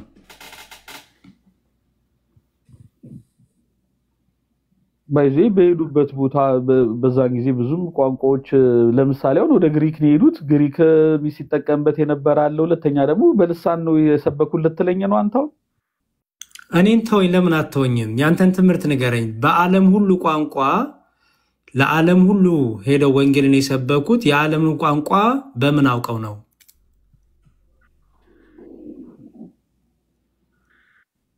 እንደራሴ አስተሳሰብ ከሆነ በእርግጠኝነት እየሄዱ ሲሰብኩ የነበረው ቋንቋውን የሚያውቁትን ቋንቋ ነበር። የገሊላ ሰዎች ናቸው እንዴ ብለው ነው የዓለምን ቋንቋ የሚያውቁት ከገሊላ ሲያወጡ? በጊዜው ሮማውያን በጣም ትልቅ ግዛት ነበራቸው። ገሊላ ስለ ገሊላ ታውቃለህ? ሐዋርያት ስላስተዳደጋቸው ስለ ውልደታቸው ታውቃለህ? እንዴ ያለች ሀገር ነች፣ አንድ ከተማ ነች። እኔ ስለ ሮማውያን ግዛት እኮ አይደለም ማወራ። እንዴት ነው ነገሩ? እያወራሁ ያለሁት ለዓለም ሁሉ ለፍጥረት ሁሉ ወንጌል የተሰበከበትን ሐዋርያት ያንን ቋንቋ ያንን ለዓለም ሁሉ ቋንቋ በምን አወቁና በምን ተማሩ? ለኔ ቋንቋ የኔ ጥያቄ። ይግባቡ ነበር ያልኩ እኮ አባ። ማለትም ቋንቋ ነበራቸው፣ ቢግባቡበት አንድ ቋንቋ ነበር። ሮም ሲገዛበት የነበረ ቋንቋ ነበር። ሮም እሺ፣ ሮም ምንድነው የሚገዛበት ቋንቋ? ሮማውያን የሚጠቀሙበት። አሁን ስለ ልሳን ነበር እያወራን የነበረው። ምን ይባላል እሱ ቋንቋ? አላውቀውም። እሺ፣ የአረብ ሰዎች የሚናገሩ ቋንቋ ነው? አላውቅም፣ እርግጠኛ አይደለሁም። ስለዚህ ነገር እርግጠኛ አይደለሁም። ታዲያ ከየት አምጥተህ ነው የምታወራኝ? አሁን የምታወራውን ነገር ሁሉ እርግጠኛ ሳትሆን አንተ እንደምትጠይቀኝ እኮ እኔም አንድ ጥያቄ ልጠይቅህ። ኢትዮጵያው ጃንደረባ ሄዶ ከፊሊጶስ የሰማው በምን ቋንቋ ነው የተነጋገሩት? በጣም ጥሩ ነው። እሺ፣ ስለዚህ መልስ የለም። እኔ ልመልስልህ። መንፈስ ቅዱስ ቋንቋን ይገልጻል። መንፈስ ቅዱስ ለሐዋርያቱ ቋንቋን ይሰጣል፣ ቋንቋን ይገልጻል። ከመንፈስ ቅዱስ የተነሳ የፍጥረቱን ሁሉ ቋንቋ ይናገሩ ዘንድ መንፈስ ቅዱስ ይህን እውቀት ይሰጣል። ምክንያቱም በዚህ በሐዋርያት ሥራ ምዕራፍ 2 ላይ እንደምትመለከተው ወንድም ዓለም ለእያንዳንዳቸው የሚናገሩበትን አዲስ ቋንቋን ይሰጣቸው። ያ አዲስ ቋንቋ ለነሱ አዲስ ነው። ለነሱ አዲስ ነው ማለት ነው የአፍ መፍቻቸው የትውልድ ቋንቋቸው አይደለም። ለሰሚዎች ግን አዲስ አይደለም። ምክንያቱም አስተውል፣ ልክ ይሄ ቋንቋ ሲወርድላቸው ቤት ውስጥ ነበሩ። ቤት ውስጥ ነበሩ። የትም አልተንቀሳቀሱም፣ የትም አልወጡም፣ የትም አልገቡም። ቤት ውስጥ ነበሩ። ልክ ቤት ውስጥ ወረደላቸው የሁሉ ቋንቋ። የሁሉንም በዛ የነበረው ቋንቋ ሲወርድላቸው ሁሉም በተሰጣቸው ቋንቋ ላይ ይናገሩ ጀመር። በተሰጣቸው ቋንቋ ሲናገሩ ከቤት ሲያወጡ እዛ ባሉበት ሲናገሩ ምን ሆነ? ድምፅ ሆነ። የዛን ሰዓት በጣም ሁሉም እየተናገሱ ነበረ። በዙሪያ የነበሩ ሰዎች ሁሉ ምን አሉ? ተሰብሰቡ ምን አሉ መሰለ? እያንዳንዱም በገዛ ቋንቋው ሲናገሩ ይሰማ ስለነበር ይላል። አያው እያንዳንዱ በገዛ ቋንቋ የተባለው ማን ነው? የተለያዩ ሰዎች በአካባቢ ነበሩ። በጣም ጥሩ። ማን ነው ተናጋሪው ይሄን ሁሉ ቋንቋ? ሐዋርያቶች፣ የተለያዩ ሐዋርያቶች። በጣም ጥሩ። ስለዚህ ይሄን ቋንቋ ከየት ተማሩት ማለት ነው? ይሄ ተሰጣቸው። ከየት ተማሩት እኮ? ማን ሰጣቸው? ከየት ተማሩት? መንፈስ ቅዱስ። ጎበዝ። ስለዚህ መንፈስ ቅዱስ ልሳን የወረደበት ትልቁ ምክንያት ምንድነው? በዓለም ሁሉ ቋንቋ ወንጌል እንዲዳረስ፣ በዓለም ሁሉ ቋንቋ ወንጌል እንዲሰበክ መንፈስ ቅዱስ ወርዶ ምን አልከኝ? አሳየኝ። እዚች ጋር ለምን ያንተን ሐሳብ ትጨምራለህ? እስካሁን ባይብሊካል በሆነ መጣልኝ አይደለ? በዓለም ሁሉ ቋንቋ የሚለውን አሳየኝ እስቲ። ወንጌል ይናገሩ እንደነበረ። እሺ ላሳይሃ፣ ምንም ችግር የለውም። እሺ እያንዳንዱ በገዛ ቋንቋው ሲልም ማለት ነው። እያንዳንዱ ታውሉት ነው ማለት ናቸው። እዛ በነበረበት አካባቢ ላይ የነበሩ ለገበያም ለምንም የሄዱ ሰዎች በእነሱ ስለ ገበያ አይደለም የሚያወራው። ምን ሆናል አንተ አላጠናሁም እንዴ? ይሄ በዓለ ሃምሳ ምን እንደነበር አታውቅም? እሺ በዓለ ሃምሳ ምንድነው? የገበያ ቀን ነው? በዓለ ሃምሳ እኮ ባህል ቀን ነው። ታዲያ ምንድነው ገበያ ብለህ የምታወራው? በዓል አይ በቦታው የተሰበሰቡ ሰዎች ነበሩ ነው። ስለ ገበያ ሐሳብ ምንም የለውም። አትገምታ ፕሊዝ ወንድሜ። አውዱን ጠብቀሽ ሱሪ እሱ ምንም አይደለም። አይ ለምንም የመጣ ሰው ሊሆን ይችላል ብዬ ለምንም የመጣ አይደለም። ለበዓል የመጡ ናቸው ይላል እኮ። ይሁን እንዴት ነው ለበዓል የመጡ ሰዎች ናቸው? ይሁን እየገመትክ የምታወራው ከሆነ ከኪስ ዝም ብለህ የምታወራው ከሆነ ምንም ጥቅም የለውም። መጽሐፍ ቅዱስ ቤዛ አድርጌ ነው የማወራው።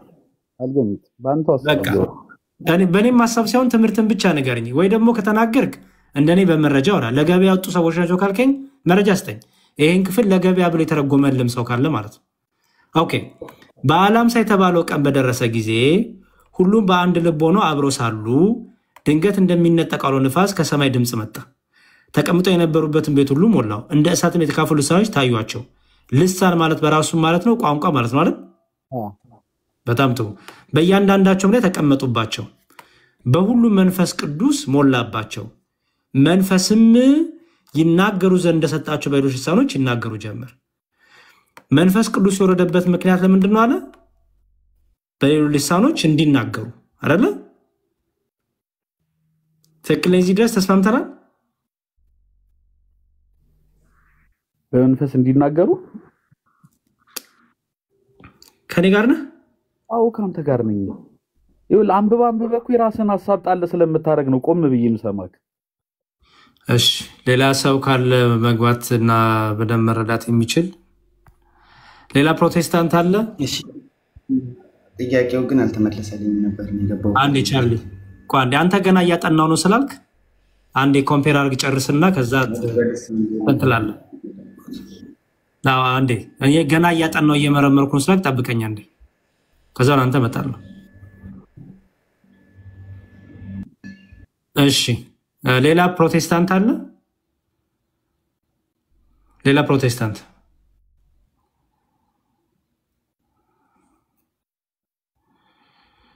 ሌላ ፕሮቴስታንት ስለ ልሳን ሊያስረዳን የሚችል አንድ ቁጥር ጻፉልኝ አንዴ።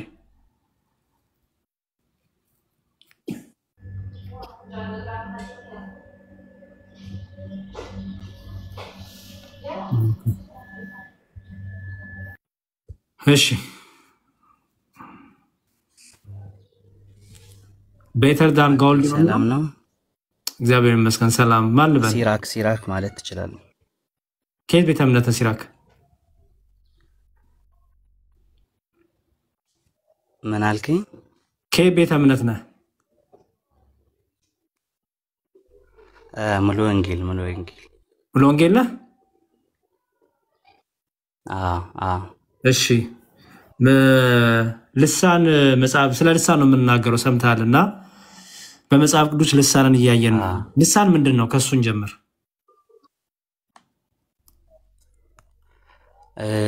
ልሳን መንፈስ ቅዱስ እንደወደደ የሚሰጠው ሆኖ አንደኛ ያ ክርስቲያን እንዲታነጽበት የሚሰጠው ነገር ነው። ከዛ ቀጥሎ ደግሞ ለአገልግሎትም ለቤተ ክርስቲያን አገልግሎትም የሚሰጥ ቋንቋ ነው። የጠየቁ ልሳን ምንድን ነው ያልኩ? ቋንቋ።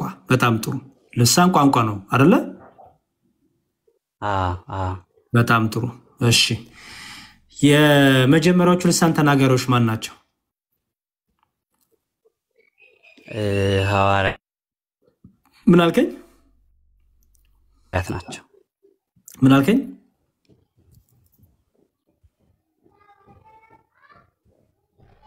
ምን አልከኝ ወንድሜ? ሐዋርያትና 120 ሰዎች ነበሩ። እነሱ ግብረ ሐዋርያት ምዕራፍ 2 ላይ ያሉ ማለት ነው። በጣም ጥሩ። እሺ ስለዚህ ሐዋርያቱ የተናገሩት ልሳን ዓላማው ምን ነበረ? ለምን ፐርፐዝ ነበር ልሳን የወረደበት ለሐዋርያቱ ለመጀመሪያ ጊዜ?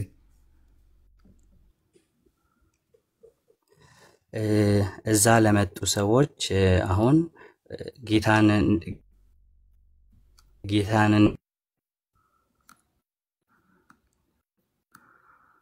እንዲቀበሉ። ምንም ኔትወርክ ይቋረጣል። ምንድን ነው ያልከኝ?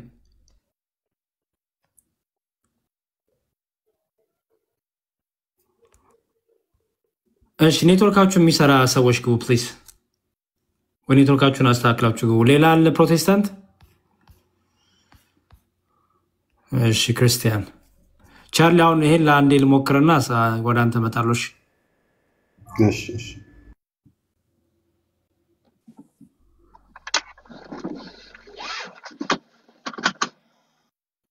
እሺ የገባ ሰው አለ?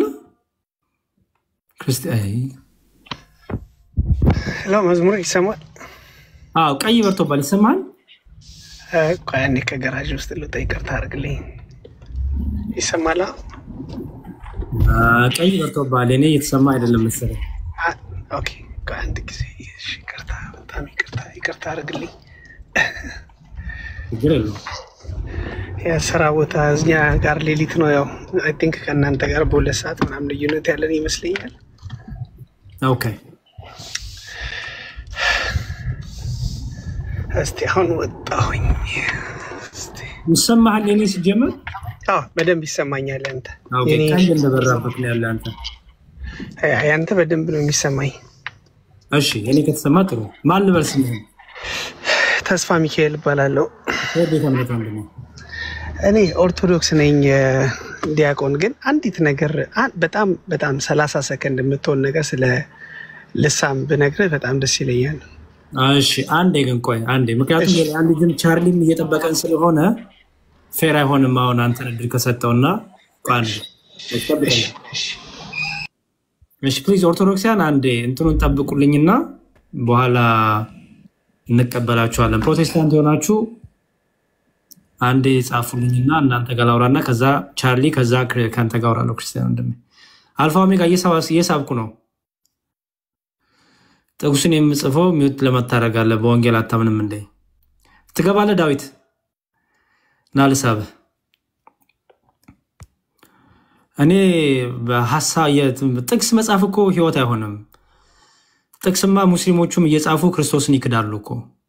እኛ የምንፈልገው ጥቅሱ ምን ተብላ ቤተክርስቲያን ተረዳችሁ፣ ክርስቲያኖች እንዴት ተረዱት፣ ክርስቲያኖች ምን ብለው ፈቱት የሚለውን ነው እንጂ ጥቅስ ደጋግሞ መጻፍ እኮ እሱ ህይወት አይሆንም። ወንድም አለ ክርስቶስን ለመካድ ስንቱ ደጋግሞ ይጽፋል መሰለ። እሺ አይ ቲንክ የምትገቡ አልመሰለኝም። ፕሮቴስታንቶች አንድ ቁጥር ጻፉልኝ።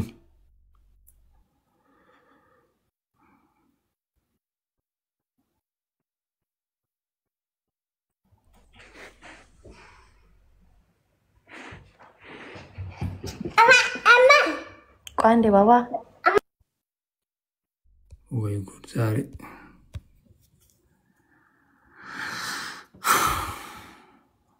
ኔትወርካችሁ ዛሬ።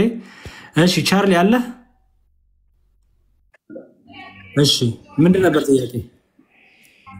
እሺ እኔ 2 ጥቅሶች እንትን ብዬ አንተ እንድታብራራልኝ ነው።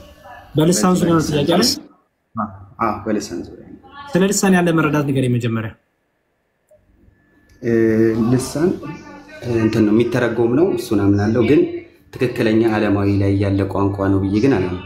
ልክ እንደ አማርኛ እንደ እንግሊዝኛ እንደሚባለው ነው ብዬ ግን አላምንም። ስንት አይነት ልሳን አለ ብለህ ነው የምታምነው? አንድ ነው። ለሐዋርያቱ የወረደው ልሳን አንዱ ነው? እሺ ይሄ ሐዋርያቱ የተናገሩት ልሳን የሰው ቋንቋ አይደለም? የሰው ቋንቋ አይደለም። አይደለም? እሺ ላንብብልና እስቲ ያው በሳል ተካፈሉ ልሳኖች ታዩአቸው በእያንዳንዳቸውም ላይ ተቀመጡባቸው በሁሉም መንፈስ ቅዱስ ሞላባቸው መንፈስም ይናገሩ ዘንድ ተሰጣቸው በሌላ ልሳኖች ይናገሩ ጀመር ከሰማይ በታችም ካሉ ሕዝብ ሁሉ በጸሎት ተጉ አይሁድ በኢየሩሳሌም ይኖሩ ነበር ይህ ድምጽ በሆነ ጊዜ ሕዝቡ ሁሉ ተሰበሰቡ እያንዳንዱም በገዛ ቋንቋ ሲናገሩ ይሰማ ነበር የሚሉትን አጡ ይላል ተገርሞም ተደንቆም እንዲያሉ እነሆ እነዚህ የሚናገሩት ሁሉ የገሊላ ሰዎች አይደሉምን እኛም እያንዳንዳችን እንዴት የተወለድንበትን የገዛ ቋንቋችን እንዴት እንሰማለን አሉ እሺ በገዛ ቋንቋቸው ሲናገሩ ይሰሙ ነበር ማለት በገዛ ቋንቋ ማለት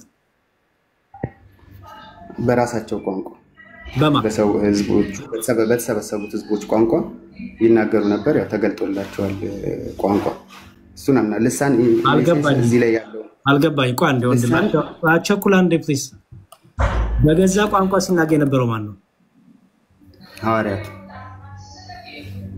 የማንን ቋንቋ የተናገሩት የህዝቡ የሰውን ቋንቋ አይደል የህዝቡን ቋንቋ ሰሚው ማን ነበረ ህዝቡ ተናጋሪ የዛ ቋንቋ ተናጋሪ አይደል ምክንያቱም ምን ብሏል እኛም እያንዳንዳችን የተወለድንበትን የገዛ ቋንቋችን እንዴት እንሰማለን አሉ ይላል አይደል ቅድም ብለን ነበረ ሐዋርያቱ ላይ ያወረደው ቋንቋ የሰው ልጅ የማይናገረው ወይም የሰው ቋንቋ ነው ብለን ነበረ እሺ አስማማው ከዚህ ጋር እሺ ሐሳቢ ከዚህኛው ላይ እየተነሳ ነበር ምን አሁን ከዚህኛው ላይ ስንነሳ ይሄኛው ትክክለኛ የህብረተሰቡን ቋንቋ ተናግሯል ግን በሌላ ቦታ ላይ አንድ ቻርሊ ለሐዋርያቱ የወረደው የመጀመሪያው ልሳን የሰው ልጅ የሚናገረው ቋንቋ አይደለም ብለን ነበር ይታው ለመጀመሪያ ጊዜ ልሳን ወደ ተናገሩት ሐዋርያቶቹ ናቸው አይደል የተናገሩት ቋንቋ የሰው ልጅ ቋንቋ አይደለም ብለን ነበር ይሄ ታዲያ ምንድነው እዚህ ጋር ነው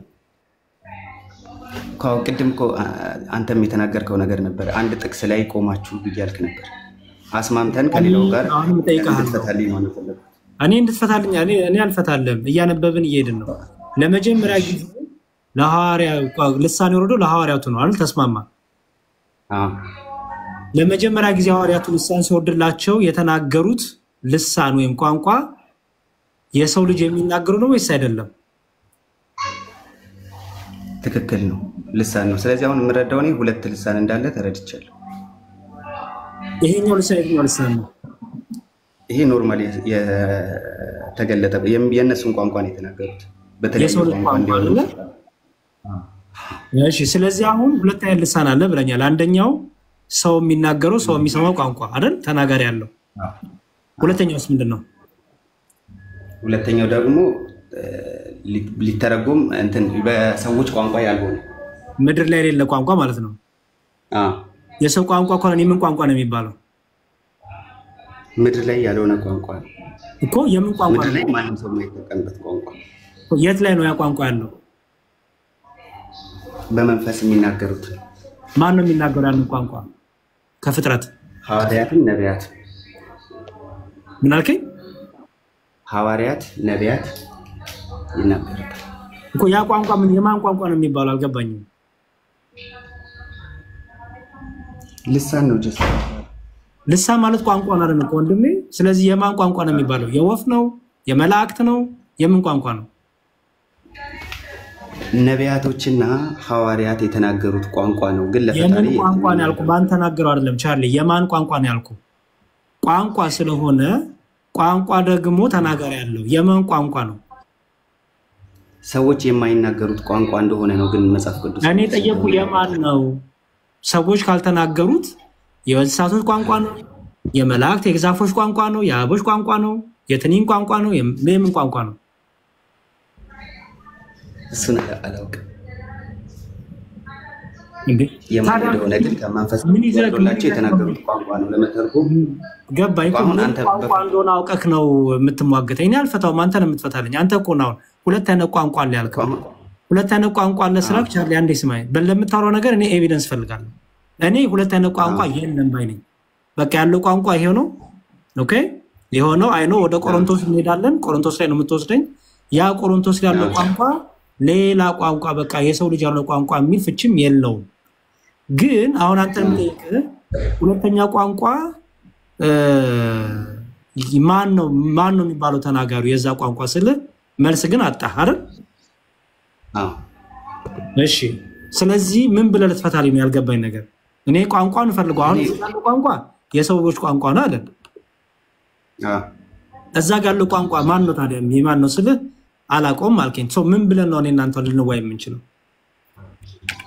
ኮኒኮ አሁን ፈለኩት ወደ ቆሮንቶስ እንዳልከው እሱ ላይ ግን እየተናገረ ያለው በቀላሉ የሚፈታ እንዳልሆነና ለእግዚአብሔር የሚጸለይበት እንደሆነ ነው እየተናገረ ያለው። የማን ቋንቋ ነው ያልከው? የማን ቋንቋ ነው? ፍቹም በኋላ ፐርሰናል የኔ ነው የእግዚአብሔር ቋንቋ ነው። ኮኒኮ አሁን መጽሐፍ ቅዱስን ማወቅ ነው የምፈልገውና ከስር እዚህ ላይ ያነበብኩ ያለሁት የተረዳሁበት የሰው ቋንቋ እንደሆነ አይደለም። የማን ቋንቋ ነው ከተረዳበት ነገር ቻርሊ እንዴ ምን ሆናል? የሰው ቋንቋ ነው። የማን ቋንቋ? ፈጣሪ የሰጣቸው ቋንቋ ነው። መንፈስ ቅዱስ የማን ቋንቋ? ልሳን ቋንቋ የሌለው ፍጥረት የለም እኮ። የማን ቋንቋ?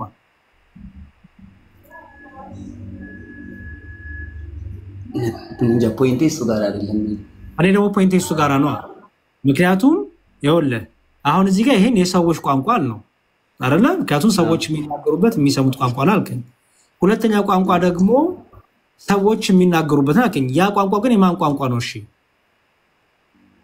ጋር የሚሰማለው ቋንቋ ነው ስላልን ማለት ነው። የነ ሚካኤል ማለት የለም ገባኝ። ያ ቋንቋ የለም ላልኩበት ማስረጃ መጠየቅ እኮ አይቻልም። እና ግምት ዝም ብለህ ነው የምታወራው? ኖ አለ ብል አለ ነገር ማስረጃ ይሄው የእንትና አለ ብለህማ ሁለተኛ ቋንቋ እንዳልከው ሁለተኛ ቋንቋ ልሳን የሰዎች ቋንቋ አይደለም ስለ የማን ነው ቋንቋ? የማን እኮ ንገረኛ። ሁለት ለከፈል ቋንቋ አይደለም ስለ ቻርሊ ሰዎች የሚግባቡ ሁለት ቋንቋ የሚግባቡበት ምንድን ነው? ሁለት ቋንቋ አንደኛው የሰዎች ቋንቋ አልከኝ። ሁለተኛው የምን ቋንቋ ብለው? የሰዎች አይደለም ካልኩኝ በቂ መልስ ነው። ምክንያቱም ይሄኛው ብዬ የጠቆመው ነገር አይደለም። የምን መላእክት? ያንን የመላእክት ነው። የመላእክት ከአጋንንት እኮ ያጋንንት ነው። እዚህ ጋር የሚገልጸው ነቢያትና ሐዋርያት የሚናገሩበት ቋንቋ ነው። መንፈስ ቅዱስ የምን ቋንቋ ንገረኝ። የምን ቋንቋ? ያጋንንት ነው? የዛፍ ነው? የወፍ ቋንቋ ነው? የነቢያትና የሐዋርያት ካልኩኝ እኮ ኦልሬዲ ፈጣሪ የሰጣቸው ይሄ ሐዋርያትማ ይሄው እዚህ ጋር አሉ እኮ የሰው ቋንቋ ይሄው እዚህ ጋር አገኘን። ለሐዋርያትም የተሰጠው የሰው ቋንቋ እንደሆነ አገኘን። ሌላ ቋንቋ ተሰጥቷቸው አስተካክኝ። የምን ቋንቋ ነው የተሰጣቸው? ሁለተኛው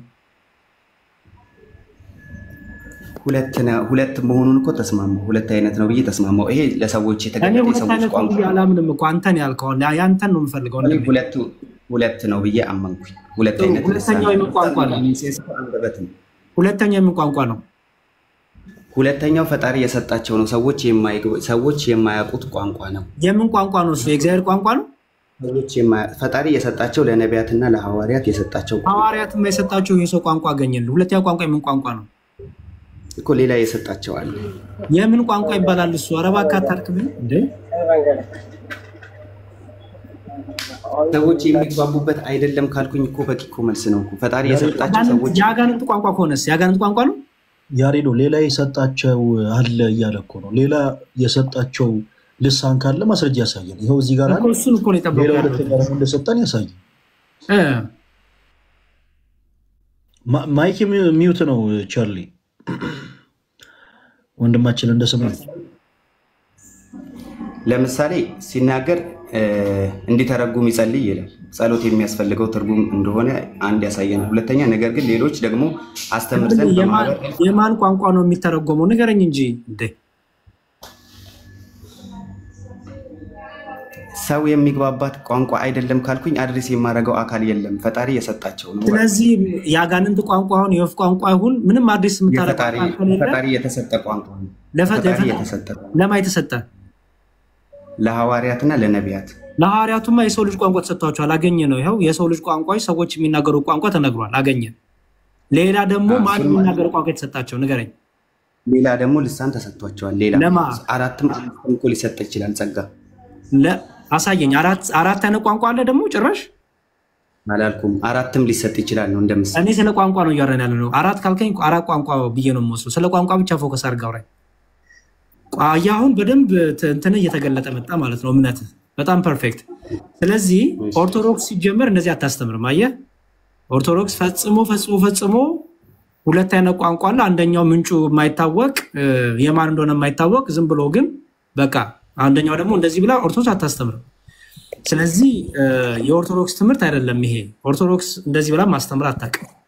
ይሄ ፕሮቴስታንት ትምህርት ነው። እሱ ችግር የለውም። እሱ ያንተ ምርጫ ነው። ወደ መጽሐፍ ቅዱስ ነው ቆሮንቶስ ላይ እንዲያውም ምክንያቱም ልታሳየን ስላልቻልክ የምን ቋንቋ እንደሆነ የሰው ይሁን ያጋንንት ይሁን ምን ይሁን እንየው። አንደኛ ቆሮንቶስ ስንት ላውጣልህ? ምዕራፍ 14 እሺ ከቁጥር 1 ጀምሮ ላንብብልህ። በደንብ አስተውሉ። ፍቅርን ተከታተሉ፣ መንፈሳዊ ስጦታንም ይልቁንም ትንቢትን መናገር በብርቱ ፈልጉ። በልሳን የሚናገርስ ለእግዚአብሔር እንጂ ለሰው አይናገርም፣ የሚያስተውል የለምና በመንፈስ ግን ምስጢር ይናገራል። አስተውል። እሺ በልሳን የሚናገርስ ለእግዚአብሔር እንጂ ለሰው አይናገርም ማለት ነው። በአንተ አፈታት በፕሮቴስታንት ለሰው አይናገርም ለእግዚአብሔር እንጂ የሚያስተውለው የለም ነው። አረዝ መልስ አይረዳውም ብዬ ነው የማስበው። ሰው አይረዳውም። ተናጋሪ ይሁን በልሳን የሚናገርስ ለእግዚአብሔር እንጂ ለሰው አይናገርም፣ የሚያስተውለውም የለምና በመንፈስ ግን ምስጢር ይናገራል። ስለዚህ ይሄ በልሳን የሚናገረው ሰው ምን አይነት ቋንቋ ነው የሚናገረው? ሰው የማይረዳው ቋንቋ ምን ይባላል? ያ ቋንቋ አላውቅም። አላውቅም። ሰው የማይረዳው ቋንቋ መሆኑን ነው የማውቀው።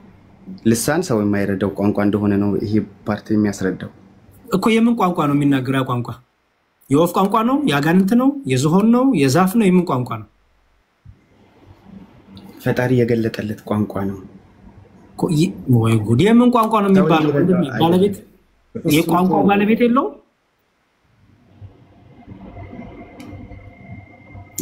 አሁን ኦሬዲ ትክክለኛውን ፖይንት እኮ ተናገረ የለውም። እሺ ቶ በቃ ችግር የለውም እና ወረድ እያልን እንምጣ። ትንቢትን የሚናገር ግን ለማነጽና ለመምከር ለማጽናትም ለሰውም ይናገራል። በልሳን የሚናገር ራሱን ያንጻል፣ ትንቢትን የሚናገር ማህበሩን ያንጻል ይላል። አየው? እሺ በደንብ አስተውል። ይሄ በልሳን የሚናገረው ሰው ያቋል የሚናገረው ያቋል በልሳን የሚናገረው ተናጋሪው ያቋል ተናጋሪው የሚናገረው ነገር ትርጉሙን ያቋል። አራተው ትርጉሙን ያቋል። ጸሎት ያስፈልገዋል እንዲተረጎም ይጸልይ ይላል። ጸሎት ካደረገ ያንን ትርጉሙን ያቋል ነው ያልኩት እኮ። ጸሎት ካደረገ ሊረዳው ይችላል ራሱ። ትርጉሙን ያቋል ነው ያልኩት ቻርሊ።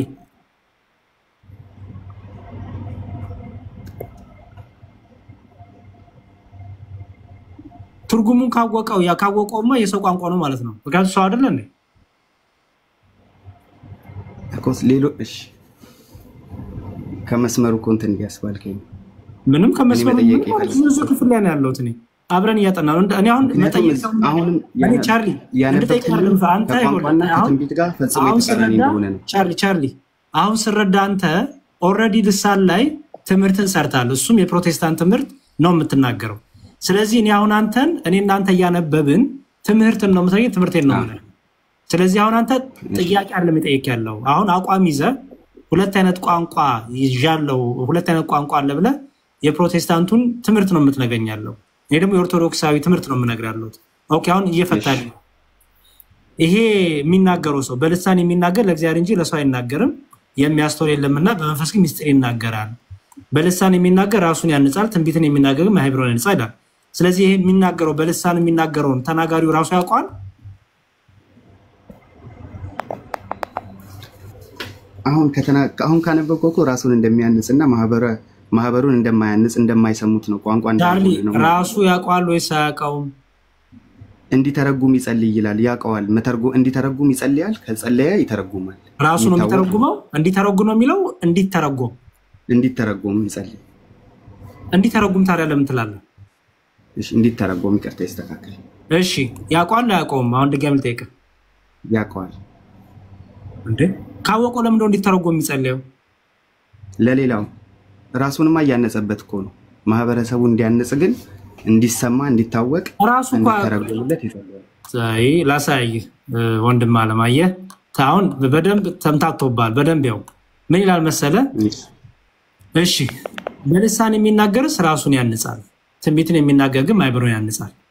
ሁላችሁም በልሳኖች ስትናገሩ ወድ ነበር ትንቢት ልትናገሩ ግን ከዚህ ይልቅ ወዳለሁ ማህበሩ ይታነዘን ንግግሩ ባይተረጎም በልሳኖች ከሚናገር ትንቢትን የሚናገር ይበልጣል አሁን ግን ወንድሞቼ ወደ እናንተ መጥቼ በልሳኖች ብናገር በመግለጥ ወይም በእውቀት ወይም በትንቢት ወይም በትምህርት ካልነገርኳችሁ ምን እጠቅማችኋለሁ ነፍስ የሌለበት ነገር እንኳን ዋሽንትም ክራርን ቢሆን ድምጽ ሲሰጥ የድምጽ ልዩነት ባይገልጥ በዋሽንት የሚነፋ ወይ በክራር የሚመታው መዝሙር እንዴት ይታወቃል ደግሞ መለከት የማይገልጥን ድምጽ ቢሰጥ ለጦርነት ማን ይዘጋጃል እንዲሁ እናንተ ደግሞ የተገለጠውን ቃል በአንደበት ባትናገሩ ሰዎች የምትናገሩት እንዴት አድርገው ያስተውሉታል ለነፋስ የምትናገሩ አይደላችሁም ይላል እሺ በደንብ አስተውሉ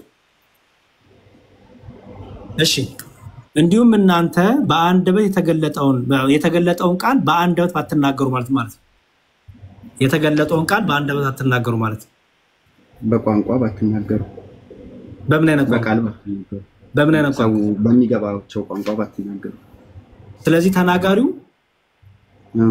ሰው በሚገባው ቋንቋ ካልተናገረ ማን ያስተውላል አይደለ ለነፋስ የምታተናላችሁ በአለም ምናልባት ቁጥር የሌለው ቋንቋ አይነት ይኖራል ቋንቋ የሌለ ህዝብ ግን የለም ምን ማለት ነው ሁሉም የየራሱ ቋንቋ አለው በደንብ ያው በአለም ምናልባት ቁጥር የሌለው ቋንቋ አይነት ይኖራል ቋንቋ የሌለው ህዝብ ግን የለም ሲል ማለት ነው ሁሉም ህዝብ ቋንቋ አለው የራሱ መግባቢያ ቋንቋ አለው ለምንድን ነው ይሄን የተናገረበት ምክንያት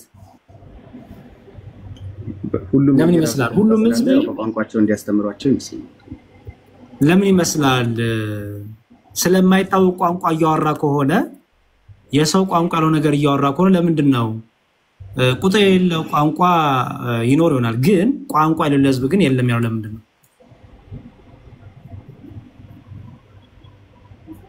ያ ሁሉም ቋንቋ ስላለው በራሳቸው ቋንቋ ቢያስተምሯቸው መልካም እንደሆነ ይመስላል አይ ቋንቋ የሌለው ህዝብ የለም ነው የሚለው ወንድሜ ቋንቋ የሌለው ህዝብ የለም ነው የሚለው ሁሉም ሰው ቋንቋ አለው እኮ በቋንቋቸው አስተምሯቸው ነው ሁሉም ቋንቋ ስላለው በየራሳቸው ቋንቋ ሁሉንም ቋንቋ መናገር ስለሚችሉ እኔ አስተምሯቸው የሚል ሐሳብ የለውም ወንድሜ እየጠየቁ ያሉት ቋንቋ የሌለው ህዝብ የለም ማለት ነው ሁሉም ቋንቋ አለው ማለት ነው ሁሉም ህዝብ የየራሱ ቋንቋ አለው ሁሉም ቋንቋ አለው አይደል ስለዚህ የምትናገረው ልሳን ለሁሉ የሁሉ የሆነ የህዝብ የሆነ ለሁሉ የተሰጠው አንተ ግን ውልደቴ ያልሆነ ያፍ መቼ ያልሆነ ግን ደግሞ ሌላው ሰው ግን ሊናገረው የሚችል ሌላው ዓለም ሊናገረው የሚችል ያለ ቋንቋ ለፍጥረት የተሰጠ ቋንቋ ፍጥረት የሚሰው የሚናገረው ቋንቋ ነው ይላል አይደል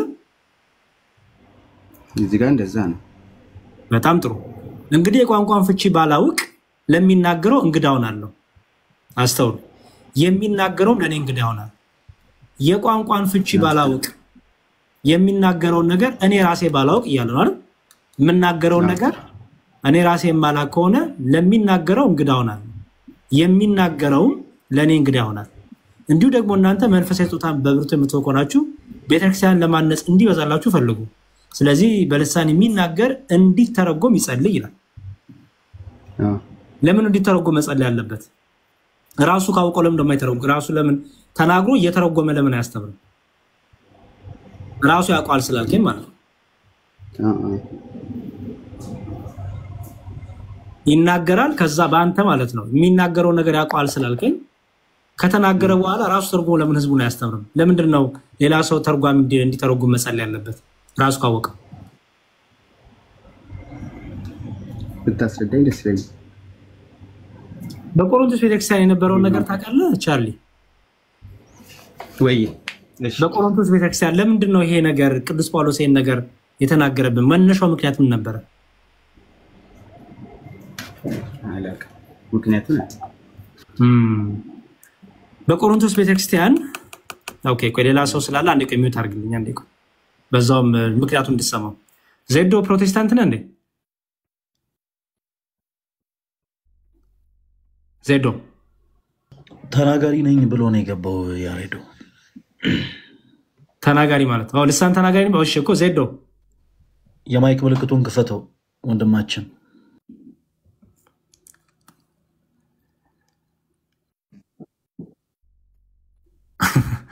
ከየት ቤተ እምነት ነህ ከየት ቤተ እምነት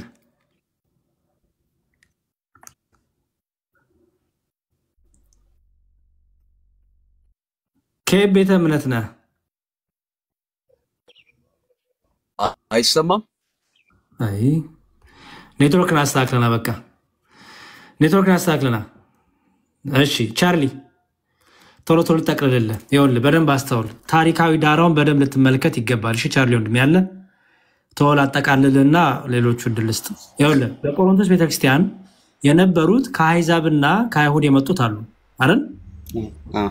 በቤተክርስቲያኗ ውስጥ የተለያየ ቋንቋ የሚናገሩ የየራሳቸው የአፍ መፍቻ ቋንቋ ያላቸው፣ የገዛ ቋንቋ ያላቸው፣ የልደት ቋንቋ ያላቸው አሉ አይደል? ምክንያቱም ከአሕዛብም ሲመጡ ከአይሁድም ሲመጡ የየራሳቸውን የልጅነት የውልደት የአፍ መፍቻ ቋንቋ ይዘው ነው የመጡት አይደል? በጣም ጥሩ። አሁን አስተውል። ለምሳሌ እዛው ቦታ ሆነው በሌላ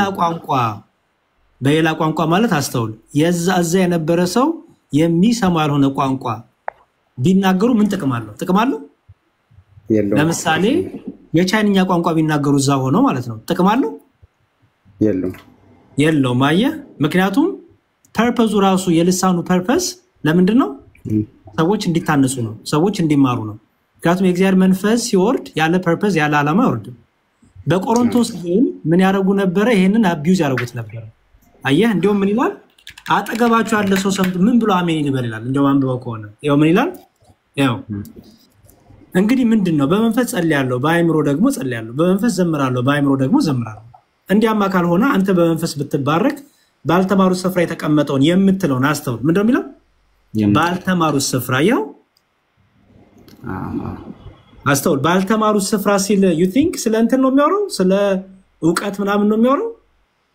አይደለም። ቋንቋውን ኤግዛክትሊ ጎበዝ። ቋንቋውን ያልተማሩ ሰዎች ጋር ብትቀመጥ የምትለውን ካላወቀ ይላል። አየኸው? እንዴት አድርጎ ለምስጋና አሜን ይላል። አየህ፣ ባልተማሩ ሰዎች ታው ለምን ይመስላል? ለምን ነው ቅዱስ ጳውሎስ ቋንቋውን በማያውቁት ሰዎች ፐርፌክት። ይኸውልህ አሁን ባልተማሩ ሰዎች ካለ ቋንቋ ኦልሬዲ በትምህርት ያለ የአፍ መፍቻ ነው ቋንቋ እንደሆነ ታውቃለህ። አየህ፣ አንተ ግን ያንን ቋንቋ ስትናገር ያንን ቋንቋ የማያውቁ ሰዎች ብትናገር አጠገብ የተቀመጠ ሰው ምን ሰምቶ አሜን ይልሃል? አንተማ መልካም ታመሰግናለህ። ሌላው ግን ምን አይልበትም? አይታነጽበትም። አየው። ስለዚህ በቆሮንቶስ የነበረው ትልቁ ችግር ይሄ ነው። ቋንቋን ይናገራሉ፣ ግን እዛ ለነበረው ህዝብ እዛ ለነበረ ሰው አንደኛ የሚተረጉም የለም ያንን ቋንቋ፣ ሁለተኛ የዛ ቋንቋ ተናጋሪ መሐከላቸውም የለም። ገባ? ስለዚህ ምን ያለው ቅዱስ ጳውሎስ ከተናገራችሁ አይቀር በመሐከላችሁ፣ ለምሳሌ እናንተ ቁጭ ብለን አንድ ሰው ራሽኛ ቢናገር ምን ይጠቅመናል? እንዳለ አንተ ይጠቅመናል? አዎ፣ አይገባኝም። ምክንያቱም አልተማርነውም ቋንቋን። አየው፣ ባልተማሩት ስፍራ ይላል። አየው፣ አሁን አንተ ቅድምን ብለህ ነበረ ይሄ ቋንቋ ምድራዊ አይደለም ብለህ ነበር አይደል? ቅዱስ ጳውሎስ ግን ባልተማሩት ስፍራ የተቀመጠውን ይላል። አየው፣ ቴንክ ዩ ይሄን ፓርት በደንብ አስተውል። ከዛ ምን ይላል? ከሁላችሁ ይልቅ በልሳኖችን እናገራለሁ፣ እግዚአብሔርን አመሰግነዋለሁ። ነገር ግን ሌሎችን ደግሞ አስተምር ዘንድ በማህበር እልፍ ቃላት በልሳን ከምናገር ደግሞ ይላል። አስተውላው። በማህበር እልፍ ቃላት ከምናገር 5 ቃላት በአእምሮ ልናገር እወዳለሁ። ምን ማለት ነው? ብዙ ከማወራ በ5 ቃላት ብቻ ብናገር እወዳለሁ ይላል። ወንድሞች ሆይ በአእምሮ ሕፃናት አትሁኑ፣ ለክፋት ነገር ሕፃናት ሁኑ እንጂ በአእምሮ የበሰሉ ሁኑ። ሌሎች ልሳኖች በሚናገሩ ሰዎችና በሌላ አንደበት ለዚህ ህዝብ ነግራቸዋለሁ። አስተውላውንም ያው ሌሎችን ልሳኖች በሚናገሩ ይኸው ልሳኖች የሚለው ራሱ ሌላ እንትን ነው። ኖርማሊ በሌሎች ልሳን ቢል ነበረ የኔ ሀሳብ የሚያስኬደው። ልሳኖች ላይ የተለያየ እንደሆነ የሰዎች ማለት ነው። ልሳኖች ኦልሬዲ ብዙ እንደሆነ ነው። ሌሎችን ልሳኖች በሚናገሩ ሰዎችና በሌላ አንደበት ለዚህ ህዝብ ነግራቸዋለሁ። አየው፣ በደንብ አስተውሉ። አሁን በምን ነግራቸዋለሁ? በሁለት መልኩ ነግራቸዋለሁ። አንደኛ በምን ነግራቸዋለሁ? ሌሎችን ልሳኖች በሚናገሩ ሰዎችና ምን ማለት ነው?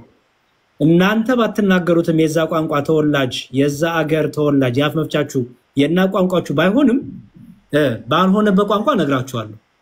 ግን ያ የምናገርበት ቋንቋ የሚናገሩ ሰዎች ምን አሉት? ባለቤት አሉት። አየው፣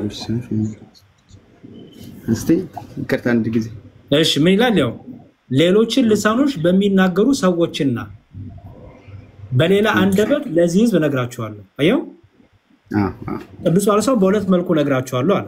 አንደኛው ሌሎች በሚናገሩ እሱ ያልሆነ ግን በሌላ ህዝብ በሚናገሩ ቋንቋ አንድ ሁለተኛ ደግሞ እና ደግሞ በሌላ አንደበት አየው በሌላ አንደበት ማለት ነው ለነሱ ለሱ ሌላ በሆነ ግን ተናጋሪ ግን አለው።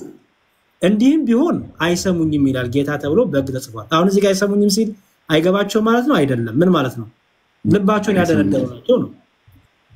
አየህ አያስተውሉም፣ ንስሐ አይገቡም ነው። እንግዲያስ አለ በልሳኖች መናገር ያው ደግሞ እዚህ ጋር ምን እንዳለው እንግዲያስ በልሳኖች መናገር ለማያምኑ ምልክት ነው እንጂ ለሚያምኑ አይደለም ይላል። ጭራሽ አየው በልሳኖች መናገር ለማያምኑ ምልክት ነው እንጂ ለሚያምኑ አይደለም ይላል። አየው አሁን በፕሮቴስታንቱ ዓለም እየተነገረ ያለው ይሄ ነው። ስታየው ለማያምኑ ነው እየተነገረ ያለው። አይ ለሚያምኑ ምልክት ነው እንጂ ለሚያምኑ አይደለም። አዎ ትንቢት ግን ለሚያምኑ እንጂ ለማያምኑ አይደለም ማለትና እንግዲህ ማህበር ሁሉ አብረው ቢሰበሰቡ አሁን እንግዲህ ማህበር ሁሉ አብረው ቢሰበሰቡ ሁሉም በልሳኖች ቢናገሩ ቅድም ያልኩ ችግር አየው በቆሮንቶስ የነበረው ቤተክርስቲያን ችግር ይሄ ነው። በቃ ይሄው አብረው ይሰበሰባሉ ከዛ ምን ያደርጋሉ? ሁሉም በልሳኖች ቢናገሩና ያልተማሩ ወይም የማያምኑ ሁለት ነገሮች አቃቻት ማጠቃለያ እንግዲህ በማህበር ሁሉ አብረው ተሰበሰቡ አይደል? ከዛስ እንግዲህ ማህበር የተባለው ገብቷል ምን እንደሆነ ለአምልኮ ማለት ነው ሲገናኙ ይሄ ስብስብ በቤተክርስቲያን የሚደረገው ስብስብ ነው አይደል?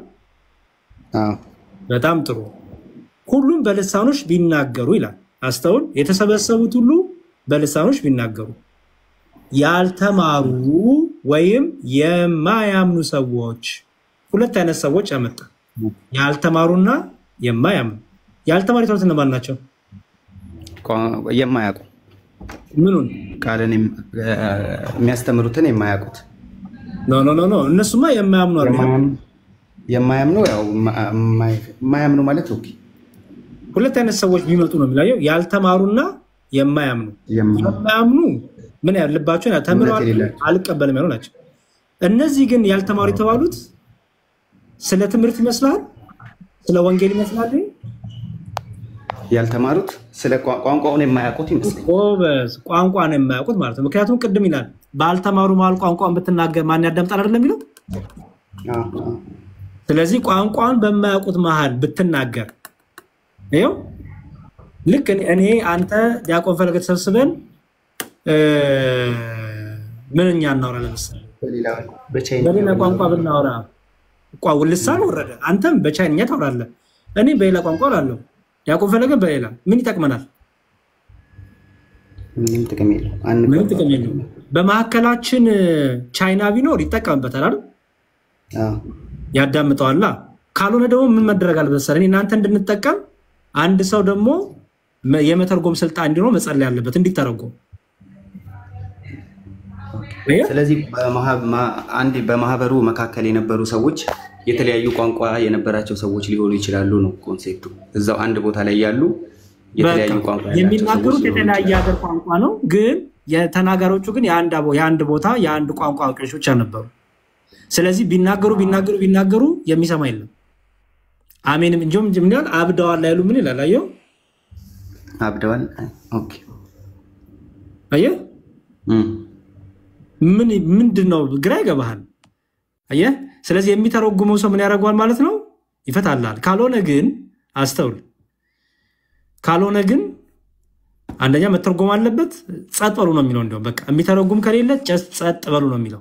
ጸጥ በሉ እንዳትናገሩ ነው የሚለው። ምክንያቱም ጥቅም የለውም።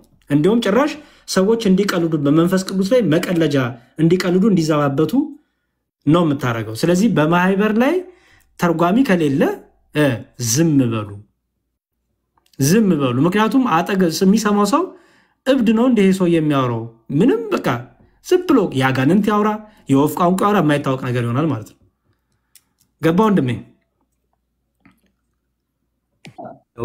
ነገር በልሳን ላይ ያለው ነገር አሁን የተረዳሁት የተለያየ ቋንቋ መናገር እንዲችሉ ለሐዋርያትና ለነቢያት ሁሉንም ቋንቋ ገልጾላቸዋል።